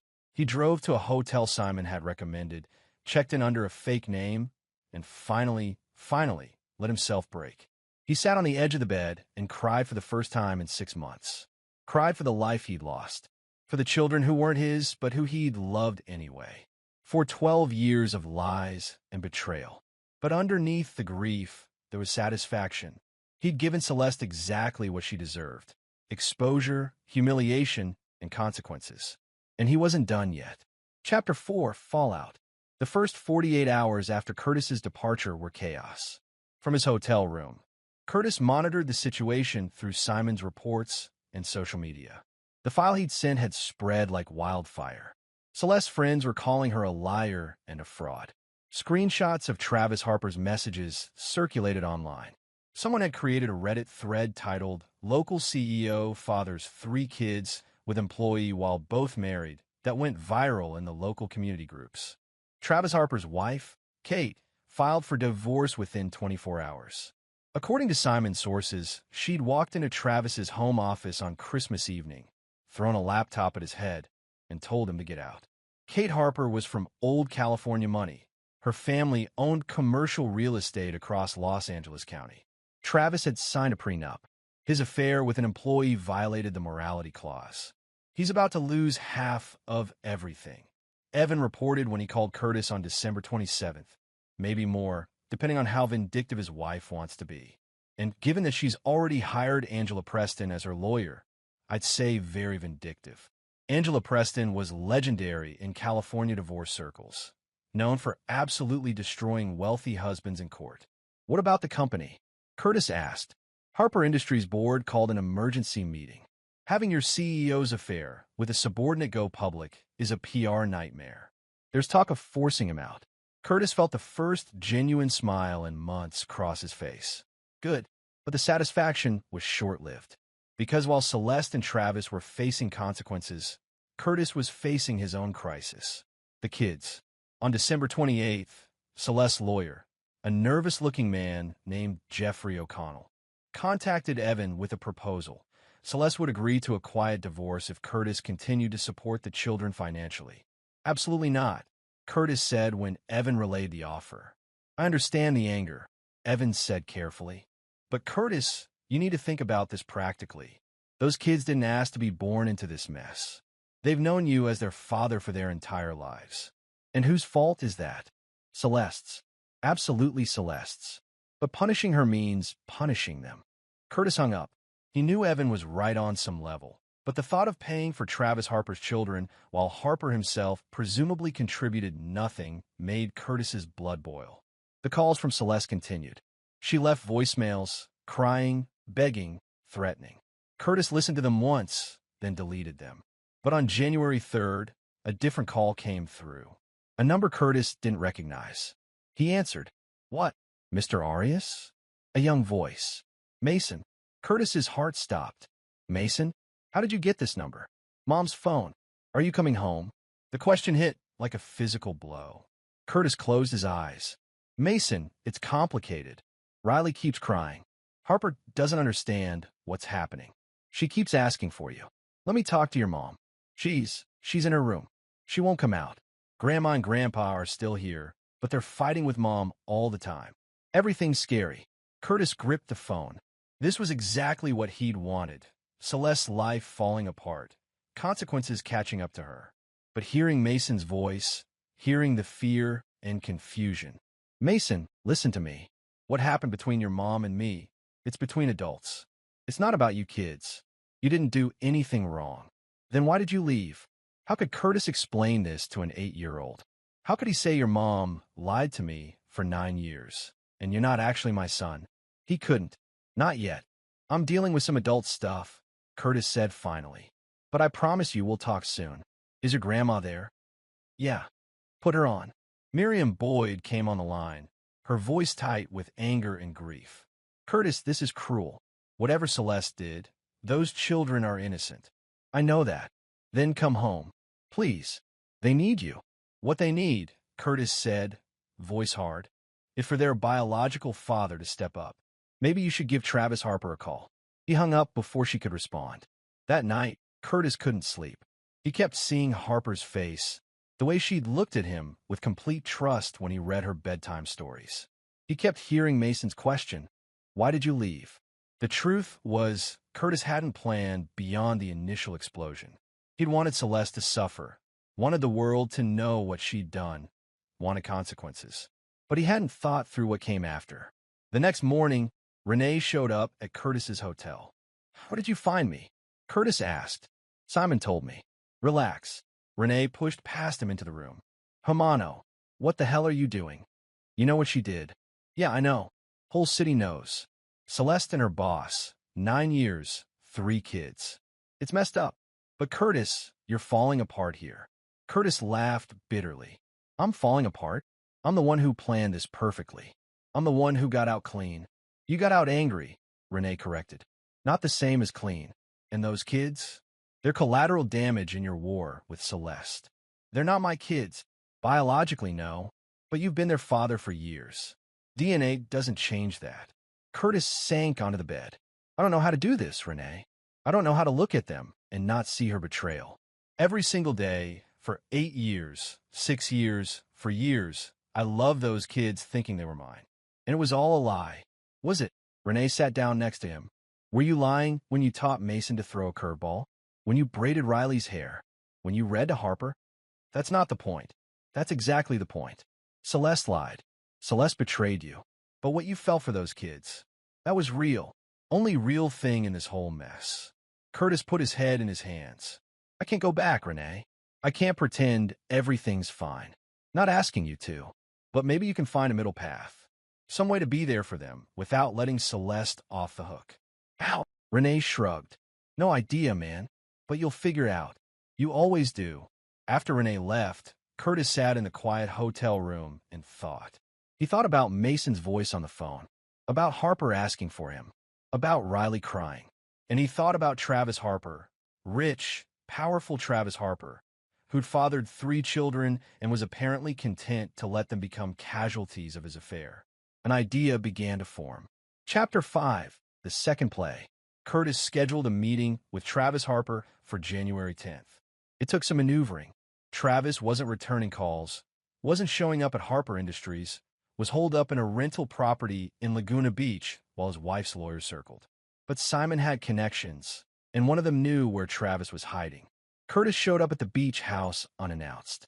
Travis answered the door looking haggard, unshaven, rumpled shirt, eyes red-rimmed. The powerful CEO was gone. This was just a man whose life had imploded. What do you want? Travis asked. To talk. I've got nothing to say to you. Curtis smiled coldly. Then listen. He pushed past Travis into the house. Expensive furniture, ocean views, the kind of place that screamed money. Curtis felt a fresh wave of anger. This man had everything, and it still wasn't enough. He had to take Curtis's life too. You have 3 children, Curtis said, turning to face Travis. Mason, Riley, and Harper. 8, 6, and 4 years old. Your children. Celeste told me you were leaving them. Travis said defensively. I'm not their father. You are. Biologically, legally, morally. And right now, they're scared and confused and asking for me because you're a coward who won't step up. Travis's face flushed. This situation is complicated. It's really not. You slept with a married woman for 9 years. She got pregnant 3 times. Those pregnancies produced 3 children. Those children need a father. That's you. I have my own kids with Kate. I'm in the middle of a divorce. I can't just. Curtis moved fast. He grabbed Travis by the shirt and slammed him against the wall. Travis yelped. Listen very carefully, Curtis said, voice low and dangerous. I spent 8 years being a father to kids that weren't mine. I love them. I showed up for them every single day. And you're their actual father, and you're hiding in a beach house feeling sorry for yourself. Get off me. Curtis released him, stepped back. Here's what's going to happen. You're going to acknowledge paternity of all 3 children. You're going to set up trust funds for each of them. College, future expenses, everything. You're going to establish a visitation schedule and stick to it. And you're going to do it publicly, so everyone knows you're taking responsibility. Travis straightened his shirt, trying to regain composure. And if I don't, then I go to the media with everything. Your affair, the timeline, the DNA evidence. Right now, you're just a cheating husband. I can make you the deadbeat dad who abandoned 3 kids. Your reputation's damaged. I can make it destroyed. You already destroyed it. Not even close. You've still got money, connections, the potential to rebuild. But if you abandon those kids, you become the villain in every story about this situation. No coming back from that. Travis slumped onto the couch, head in his hands. For a long moment, he said nothing. Then, why do you care? You said yourself they're not your kids. Curtis felt something crack inside his chest. Because somebody has to care about them. And it sure as hell isn't their mother. There was a long silence. Finally, Travis looked up. What do you want me to do? Over the next hour, Curtis laid out exactly what would happen. Travis would hire a lawyer, not to fight paternity, but to establish it legally. He would set up substantial trust funds. He would commit to regular visitation. He would issue a public statement taking responsibility. Celeste won't like this, Travis said. Celeste doesn't get a vote. She lied to both of us. She made this mess. Now we clean it up. What about you? Where do you fit in all this? Curtis had been thinking about that question for days. I don't know yet, but those kids deserve better than what they're getting. If that means I have to force their biological father to step up, fine. If it means I maintain some kind of relationship with them, fine. But I'm not walking away and pretending they don't exist. As Curtis turned to leave, Travis called after him. For what it's worth, I'm sorry. About everything. Curtis stopped at the door. You should be sorry to Mason, Riley, and Harper. Not to me. I'm not the one who needs your apology. By January 15th, the deal was done. Travis's lawyer filed paternity acknowledgments for all 3 children. The trust funds were established, $200,000 each, untouchable until college. A visitation schedule was drafted, starting with supervised visits and gradually increasing. The public statement Travis released was carefully worded but clear. He acknowledged fathering 3 children during an extramarital affair and committed to supporting them financially and emotionally going forward. The news created another explosion in local social circles. Some people praised Travis for stepping up. Others criticized him for waiting until he was forced. Celeste, according to Evan's reports, was furious. She'd apparently hoped to use the children as leverage to extract money from Curtis. She's fighting the divorce terms, Evan told Curtis during a January 20th meeting, arguing that she deserves spousal support because she sacrificed her career to raise the children. Curtis laughed, a harsh sound. She worked full-time. I have the income records. I know. I told her lawyer that. But she's desperate. The secret bank account you found? Turns out she was planning to leave you and convinced Travis to leave his wife. She wanted to be the second Mrs. Harper. And instead, she's going to be the broke single mother whose affair destroyed 2 marriages. About that, Evans said carefully, the kids. Travis is following through on his commitments, which helps our case. But Curtis, you need to decide what role you want in their lives. Because right now, you're in limbo. Curtis knew Evan was right. He'd been avoiding making that decision, avoiding thinking about what came next. But he couldn't avoid it forever.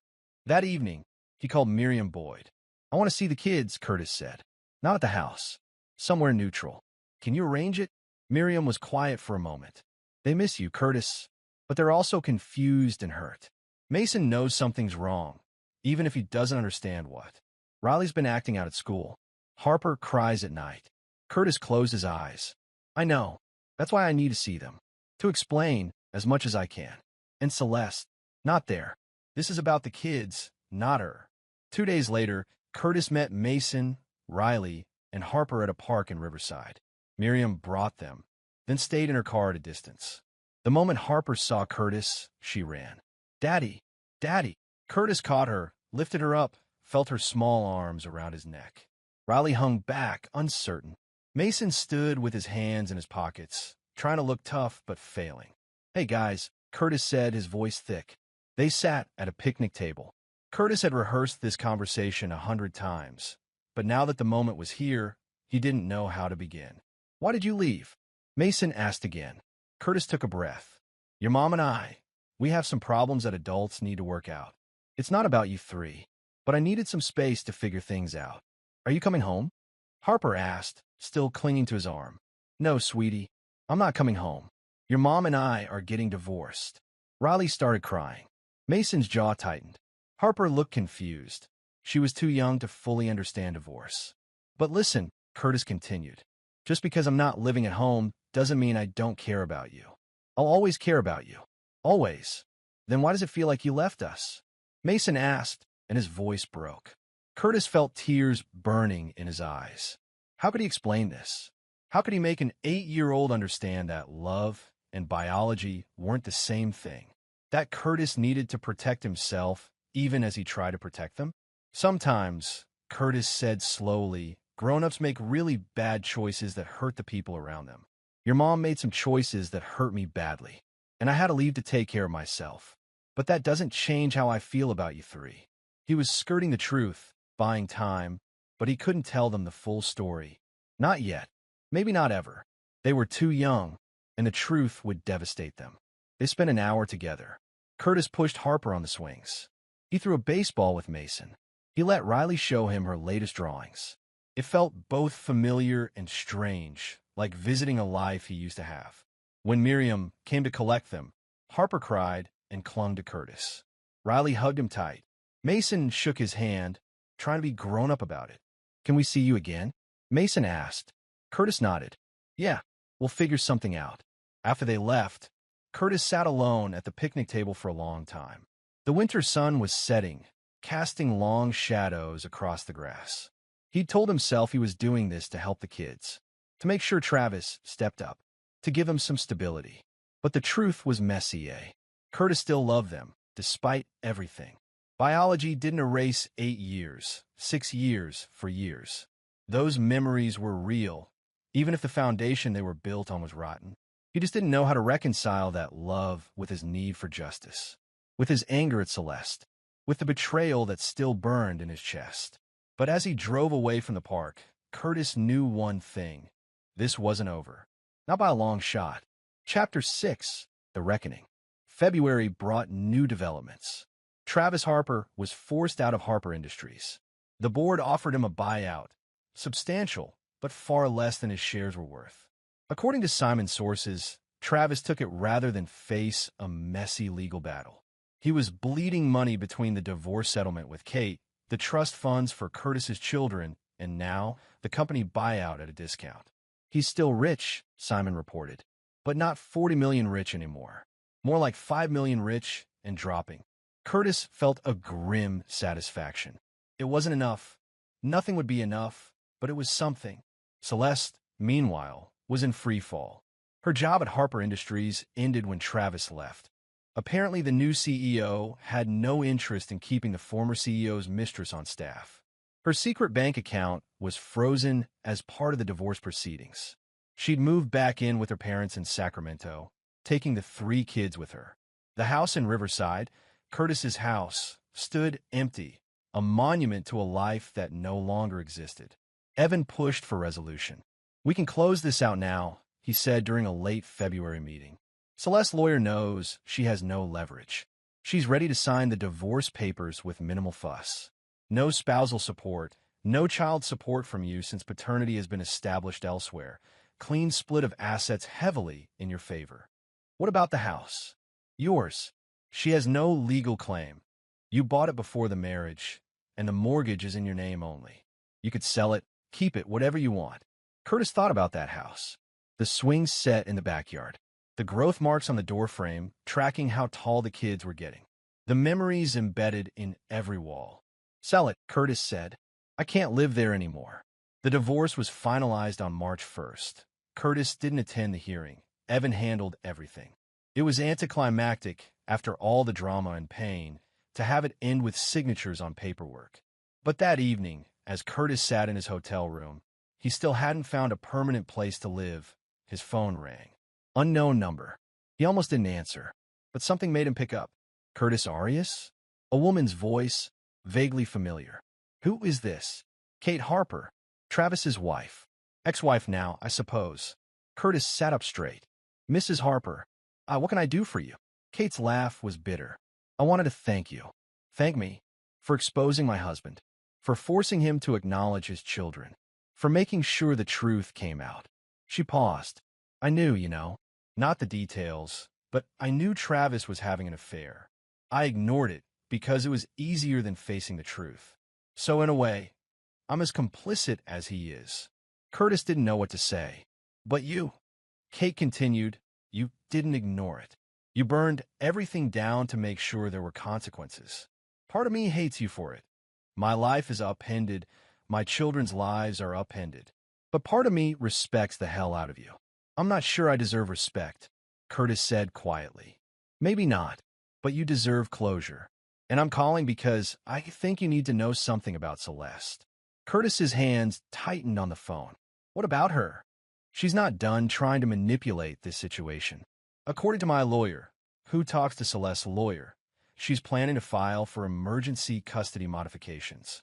She's going to argue that Travis is unfit, that the divorce trauma is damaging the children, and that you should be forced to pay child support despite the paternity results.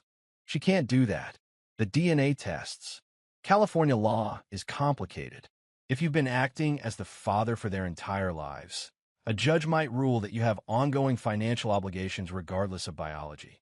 It's called presumed father status. She's banking on a sympathetic judge. Curtis felt rage ignite. After everything, she's still trying to bleed me dry? Celeste is desperate. She's broke, unemployed, living with her parents. She needs money, and you're her best bet. I'll fight her. Good. But Curtis, you should know, she's also planning to use the children as weapons. She'll argue that your sudden abandonment caused them emotional damage, that you led them on by attending that park visit, then disappeared again. Curtis realized with sickening clarity that Celeste had been playing chess while he'd thought the game was over. What do I do? Whatever your lawyer tells you. But also, maybe consider what you actually want here. Do you want the kids in your life or not? Because right now you're caught between two positions. You're not their father, but you're also not willing to completely walk away. That ambiguity gives Celeste room to maneuver. After Kate hung up, Curtis called Evan immediately. She's right. Evan confirmed. I've been reviewing the case law, and Curtis, there's a real risk here. You established a parental relationship with those children. A judge might rule that it's in the children's best interest for you to maintain that relationship financially. That's insane. It's the law. California prioritizes the children's welfare over parental rights. If a judge decides that cutting you out entirely harms the kids, you could be on the hook for support. Curtis wanted to throw something. So what are my options? Option 1. Fight in court. Argue that Celeste's fraud absolves you of responsibility. It's legally sound, but could take months and cost tens of thousands in legal fees. And you might still lose. Option 2. Negotiate. Set terms you can live with. Maybe some financial support in exchange for visitation rights, and an agreement that prevents Celeste from ever increasing the amount. You want me to pay the woman who lied to me for 9 years. I want you to protect yourself legally while finding some peace. Curtis, you're not sleeping. You're drinking too much. You're stuck in this limbo. At some point, you need to move forward. Curtis hung up and sat in the dark hotel room. He thought about Christmas morning, the look on Celeste's face when her world imploded. He thought about the past 2 months, watching her life fall apart piece by piece. It had felt righteous at the time. Justified. She'd lied. She'd betrayed him. She'd stolen 9 years of his life. She deserved consequences. But now, as Curtis sat alone in a hotel room with no permanent address, no family, No clear path forward. He wondered who was really suffering most from those consequences. The answer wasn't as simple as he thought it would be. Chapter 7. The Trap Springs. Celeste filed her custody modification paperwork on March 15th. Evan received the documents and immediately called Curtis. She's going big, asking for temporary emergency custody order that requires you to resume child support payments while the paternity issue is litigated. She's arguing the children are in crisis and need immediate financial stabilization. Can she win? Depends on the judge. But Curtis, there's something else in these filings you need to see. Evan sent over the documents. Curtis read through them, his anger growing with each page. Celeste had painted a picture of Curtis as a manipulative, vindictive man who'd cruelly abandoned 3 children. She'd included statements from the kids, carefully edited, Curtis was sure, describing how much they missed Daddy and how confused they were by his absence. But the part that made Curtis see red was the financial affidavit. Celeste claimed to have no assets, no income, and no support. She'd somehow made $38,000 in her secret account disappear from the filing. She's committing fraud, Curtis said. That money exists. Simon found it. I know, but proving it in court means revealing how you found it, which could make you look like you were invading her privacy. I had a PI investigate my own wife. That's not illegal. No, but complicates things. Curtis, I think it's time we went on offense. Over the next week, Curtis and Evan crafted their counterattack. They would file a motion to dismiss Celeste's custody claim, backed by the DNA evidence and proof of her fraud. But more than that, they would file for fraud damages, arguing that Celeste's 9-year deception entitled Curtis to compensation for the money he'd spent supporting children he believed were his. This is aggressive, Evan warned. It'll get ugly. It's been ugly since June, Curtis replied. Let's finish this. The hearing was set for April 12th. But before the hearing, Simon came to Curtis with new information. Remember that secret account? Simon said. The $38,000? I kept digging. Turns out Celeste didn't just hide it. She moved it, transferred it to an account under her mother's name 2 weeks before filing the custody modification. Curtis felt a cold smile spread across his face. She's still playing games. Yeah, but now we have proof. Bank records, transfer documentation, everything. She committed perjury on her financial affidavit. Can we use this? Oh, we can definitely use this. The night before the hearing, Curtis couldn't sleep. He kept playing through scenarios, trying to predict how Celeste would react when confronted with the evidence. Would she fold? Fight? Try to manipulate the judge? He also thought about the kids. Mason would be 9 in a few months. Riley would start 2nd grade. Harper was growing up without him. That hurt worse than anything Celeste had done. April 12th arrived cold and gray. Curtis wore his best suit, the one he'd worn to his wedding, though he tried not to think about that. He met Evan outside the courthouse at 8:30 a.m. Ready? Evan asked. No, but let's do this anyway. Inside, the courtroom was exactly as Curtis had imagined. All wood paneling and American flags, presided over by Judge Ernest Bell, a stern-looking man in his 60s who had a reputation for no-nonsense rulings. Celeste sat at the plaintiff's table with Jeffrey O'Connell. She looked diminished somehow, wearing a conservative dress that Curtis suspected was borrowed from her mother. When she saw Curtis, her face hardened. They didn't speak. Judge Bell called the hearing to order. We're here regarding the petition for emergency custody modification filed by Celeste Arias. Mr. O'Connell, you may proceed. O'Connell stood and launched into his argument. The children were suffering. They missed Curtis. The sudden loss of financial support was creating instability. Curtis had legal and moral obligations that he was shirking. It was a compelling narrative, Curtis had to admit. O'Connell even called Mason to testify. Mason looked terrified on the witness stand. He was wearing a button-up shirt that was too big for him, and he kept fidgeting with the collar. Mason, do you miss Curtis? O'Connell asked gently. Yes. Do you want him to be part of your life? Yes. Has his absence been difficult for you? Mason nodded, tears forming. I don't understand why he left. Riley cries all the time. Harper keeps asking when Daddy's coming home. Everything's confusing. Curtis felt his heart break. He wanted to stand up, to cross the courtroom to tell Mason that everything would be okay. But he stayed seated, hands clenched in his lap. When O'Connell finished, Evan stood for cross-examination. "Mason, do you know why Curtis left?" Evan asked. Mason shook his head. "Your mother hasn't explained it to you?" She said Curtis was being mean, that he didn't want us anymore. "Did Curtis ever tell you he didn't want you?" "No. He said he'd always care about us." "At the park in January, when you saw Curtis, did he seem like he didn't want you?" Mason thought about it. "No. He seemed sad, but he seemed like he wanted to be there." Evan nodded. "Thank you, Mason." The boy was excused. Celeste shot Evan a venomous look. Then it was the defense's turn. Evan called Curtis to the stand. Curtis told his story simply and factually. He described finding the text message, the investigation, the DNA results, the 9 years of lies. He explained that he'd been paying for and raising 3 children who weren't his, believing them to be his own, while Celeste and Travis Harper carried on their affair. Judge Bell listened intently, occasionally taking notes. Then Evan introduced the financial evidence. "Your Honor, the plaintiff has represented that she has no assets and requires emergency support.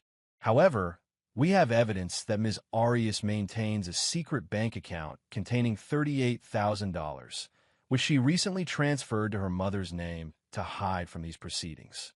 O'Connell shot to his feet. "Objection. This is a baseless accusation. I have the bank records right here," Evans said smoothly, handing copies to the judge and to O'Connell. The courtroom went very quiet. Judge Bell reviewed the documents. His expression darkened. "Ms. Arias, did you transfer $38,000 to an account under your mother's name on February 28th of this year?" Celeste looked at O'Connell, who looked like he wanted to disappear.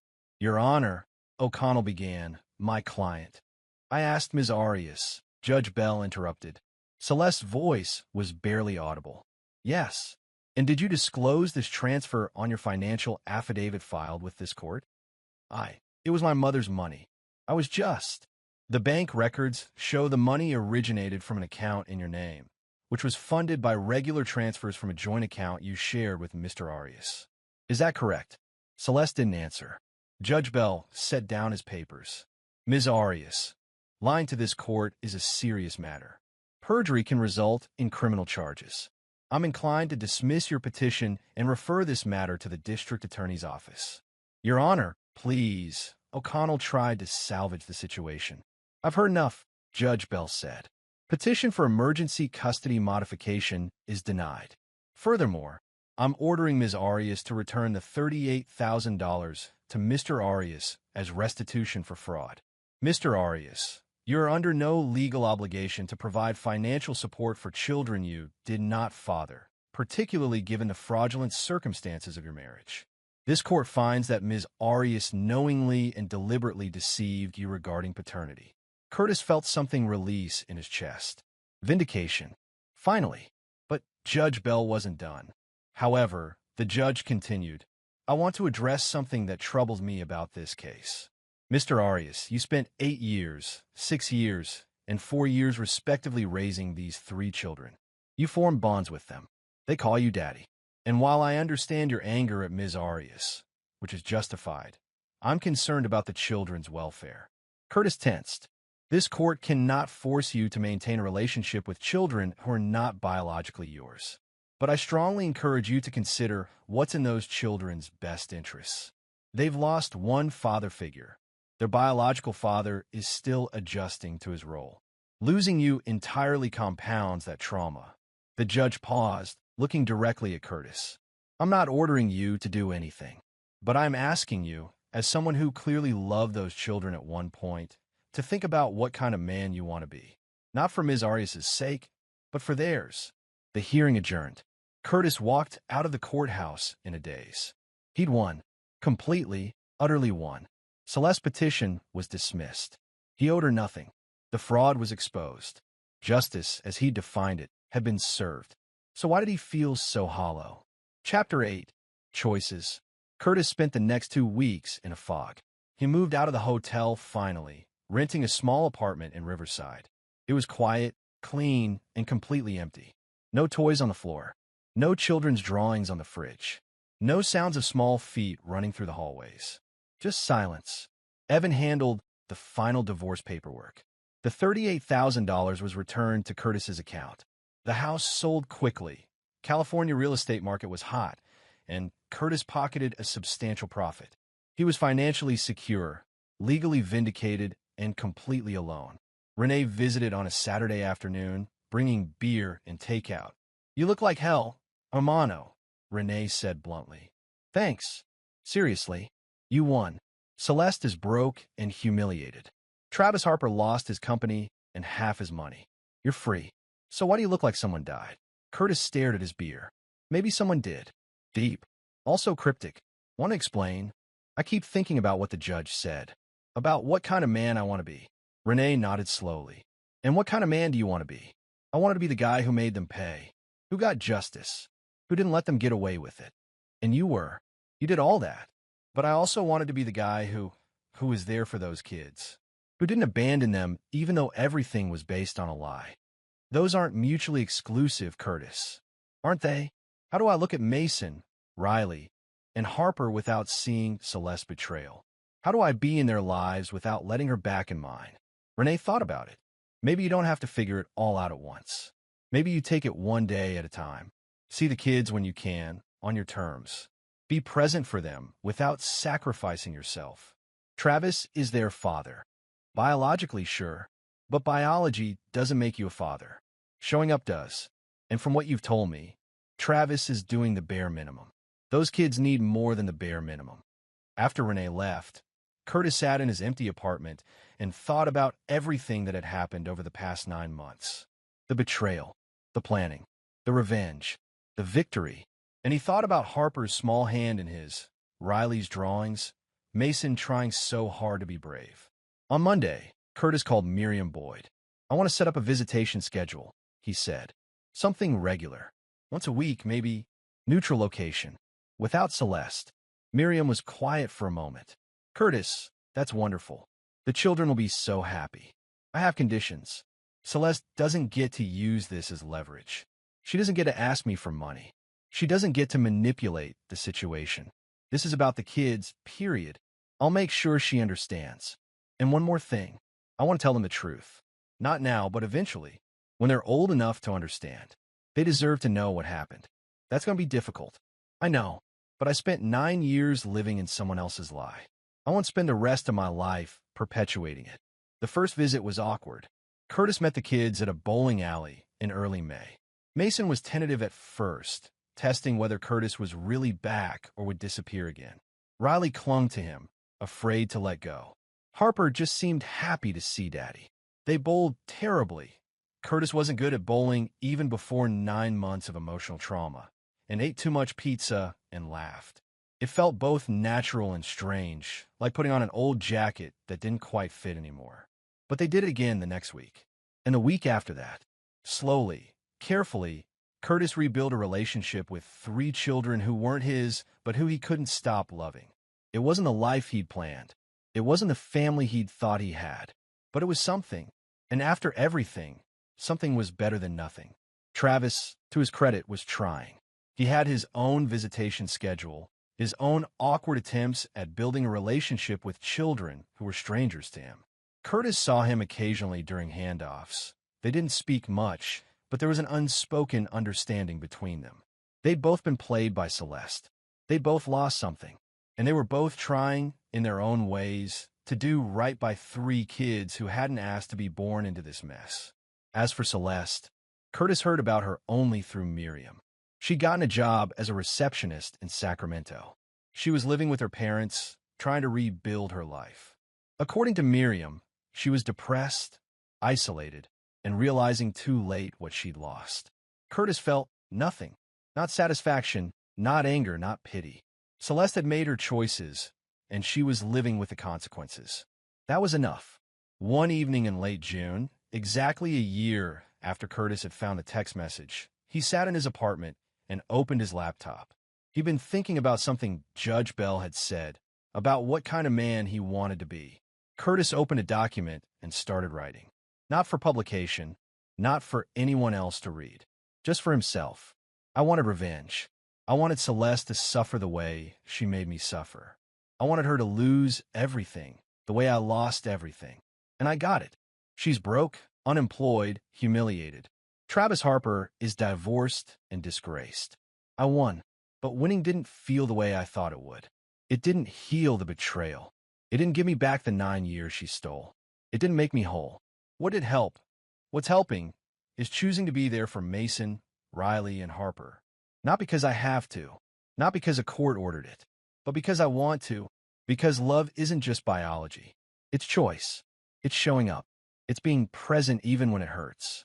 Celeste took away my illusions.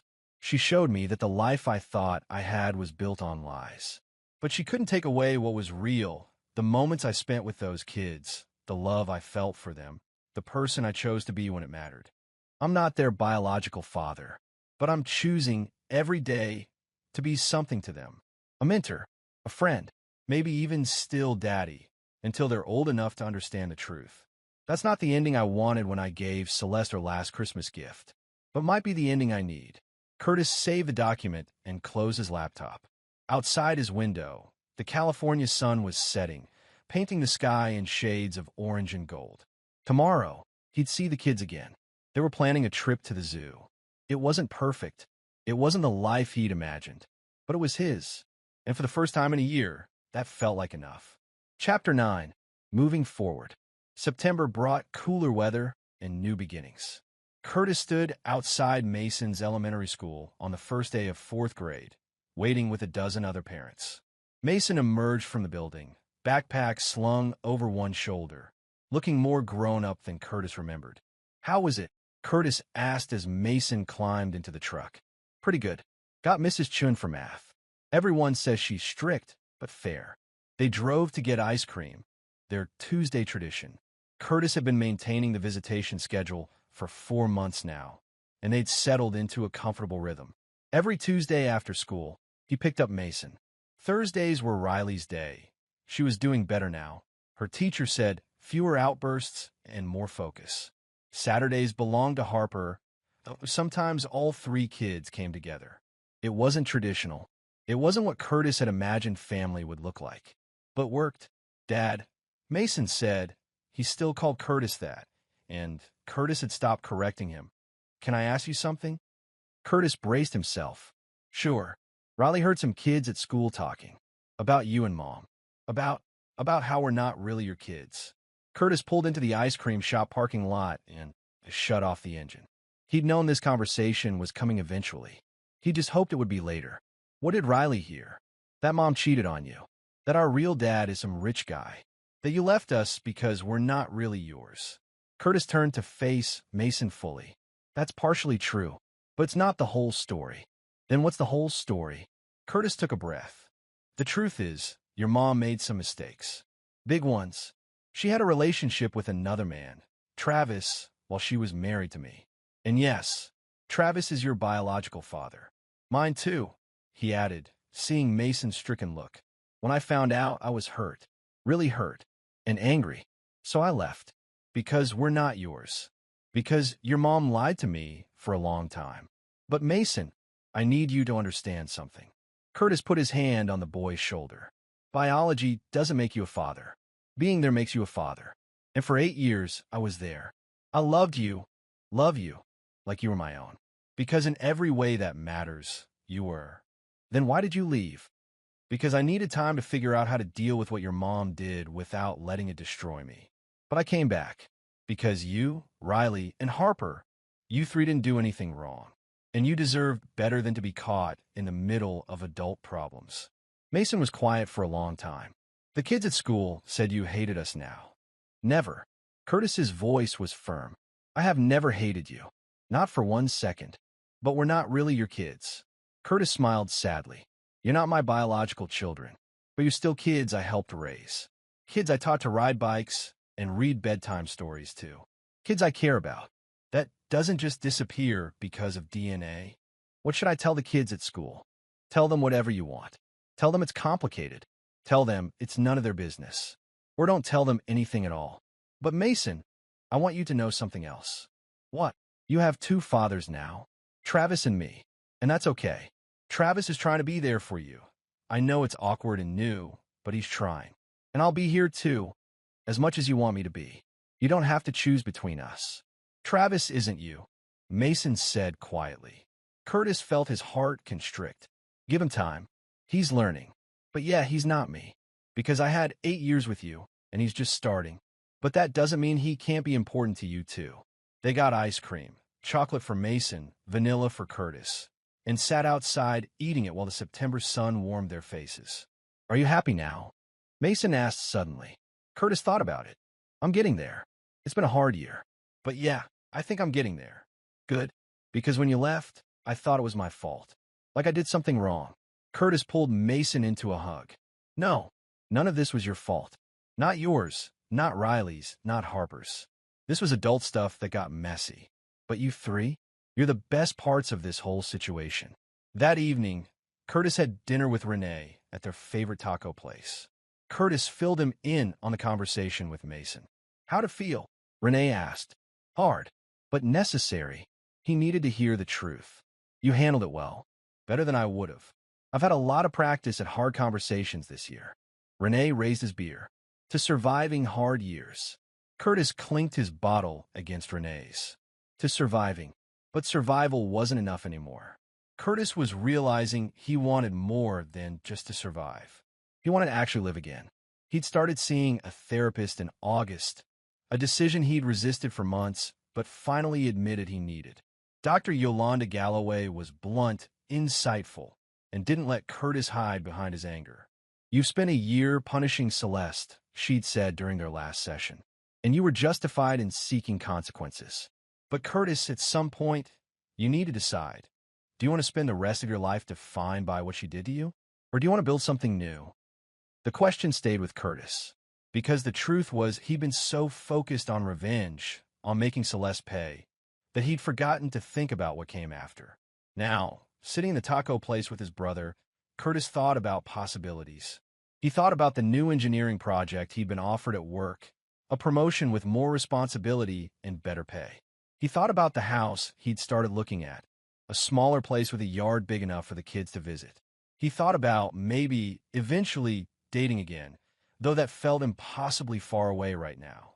Mostly, he thought about the kids, about being present for Mason's baseball games and Riley's art shows and Harper's preschool graduation next year, about building something real with them, even if it looked different than he'd imagined. I've been thinking, Curtis said to Renee, about moving forward, really moving forward, not just existing. Yeah? What does that look like? I don't know exactly. But I think it starts with letting go of the anger. Not forgetting what happened, but not letting it consume me either. That's growth, hermano. Maybe. Or maybe I'm just tired of being angry all the time. Renee grinned. Those aren't mutually exclusive. In October, Travis reached out to Curtis directly for the first time. They met for coffee, awkward and stilted. Two men who'd been connected by betrayal, trying to figure out how to coexist. The kids talk about you, Travis said. A lot. Mason especially. He compares me to you constantly. Curtis didn't know what to say to that. I'm not trying to replace you, Travis continued. I know I can't. You were there for their whole lives. I'm the stranger trying to figure out how to be a father to kids who already have one. They need you too, Curtis said carefully. Biology matters. And you're trying. I can see that. I wish I tried 9 years ago. I wish I'd been brave enough to leave Kate back then, to acknowledge the kids, to do the right thing. Instead, I hid and let you raise my children. You can't change the past. I know, but I can try to do better now. Curtis, I wanted to ask, is there a way we can coordinate on the kids? Make sure we're not contradicting each other or confusing them. Curtis had been prepared to hate Travis Harper, had hated him for months. But sitting across from him now, Curtis saw just another flawed man trying to clean up a mess he'd helped create. Yeah, Curtis said, we can figure that out. They started meeting monthly, Curtis, Travis, and sometimes Miriam, to coordinate on the kids. It was strange and uncomfortable, but it was also necessary. The kids needed consistency, needed to know the adults in their lives were working together rather than against each other. Celeste was notably absent from these meetings. She'd agreed to Curtis's visitation terms and largely removed herself from the coordination process. According to Miriam, she was struggling with depression and had started therapy. Curtis felt still nothing. That well of emotion where Celeste was concerned had gone completely dry. By December, a full year since Christmas morning, Curtis had settled into his new life. He had the apartment, though he was still looking for a house. He had his weekly time with the kids. He had his work, his brother, his therapy sessions. He had something resembling peace. On December 24th, Curtis took all 3 kids to see Christmas lights at a local park. They walked through the displays, drinking hot chocolate, while Mason pointed out his favorite decorations and Harper tried to touch every light she could reach. "This is nice," Riley said, slipping her hand into Curtis's. "Like old times." "Yeah," Curtis agreed. "Like old times." Except it wasn't, not really. The old times were gone, built on foundations that had crumbled. This was something new, harder one, more complicated, but maybe more honest. As they walked back to Curtis's truck, Harper turned to him.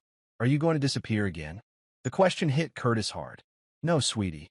I'm not disappearing. Promise." Curtis picked her up, looked her in the eyes. "I promise. I'm here. I'm not going anywhere." "Good. Because we need you." That night, after dropping the kids back with Miriam, Curtis drove to his apartment and sat in the quiet. He thought about the gift he'd given Celeste exactly 1 year ago. The USB drive, the evidence, the exposure. He'd wanted her to suffer, and she had. But Curtis had suffered too. The revenge had cost him. His peace, his family as he knew it, a year of his life consumed by anger and pain. Was it worth it? Curtis thought about that question for a long time. And finally, he decided yes and no. Yes, because Celeste needed to face consequences. Because lies that big couldn't go unpunished. Because Curtis deserved justice and truth and validation. No, because revenge didn't heal him. It didn't give him back what he'd lost. It didn't make him whole. What was making him whole, slowly, painfully, was choosing to move forward. Choosing to be present for the kids. Choosing to build a new life rather than staying trapped in the ruins of the old one. Curtis opened his laptop and pulled up the document he'd written in June. He read through it, then added one final entry. "A year ago, I gave Celeste her last Christmas gift, exposure, consequences, justice. I thought that would be the end of the story. The villain punished, the hero victorious, the end. But life isn't that clean. The story didn't end on Christmas morning. It kept going, and I had to figure out how to live in the aftermath. I'm still figuring it out. Still learning how to be there for kids who aren't mine biologically, but who I can't stop loving. Still learning how to forgive myself for the year I spent consumed by revenge. Still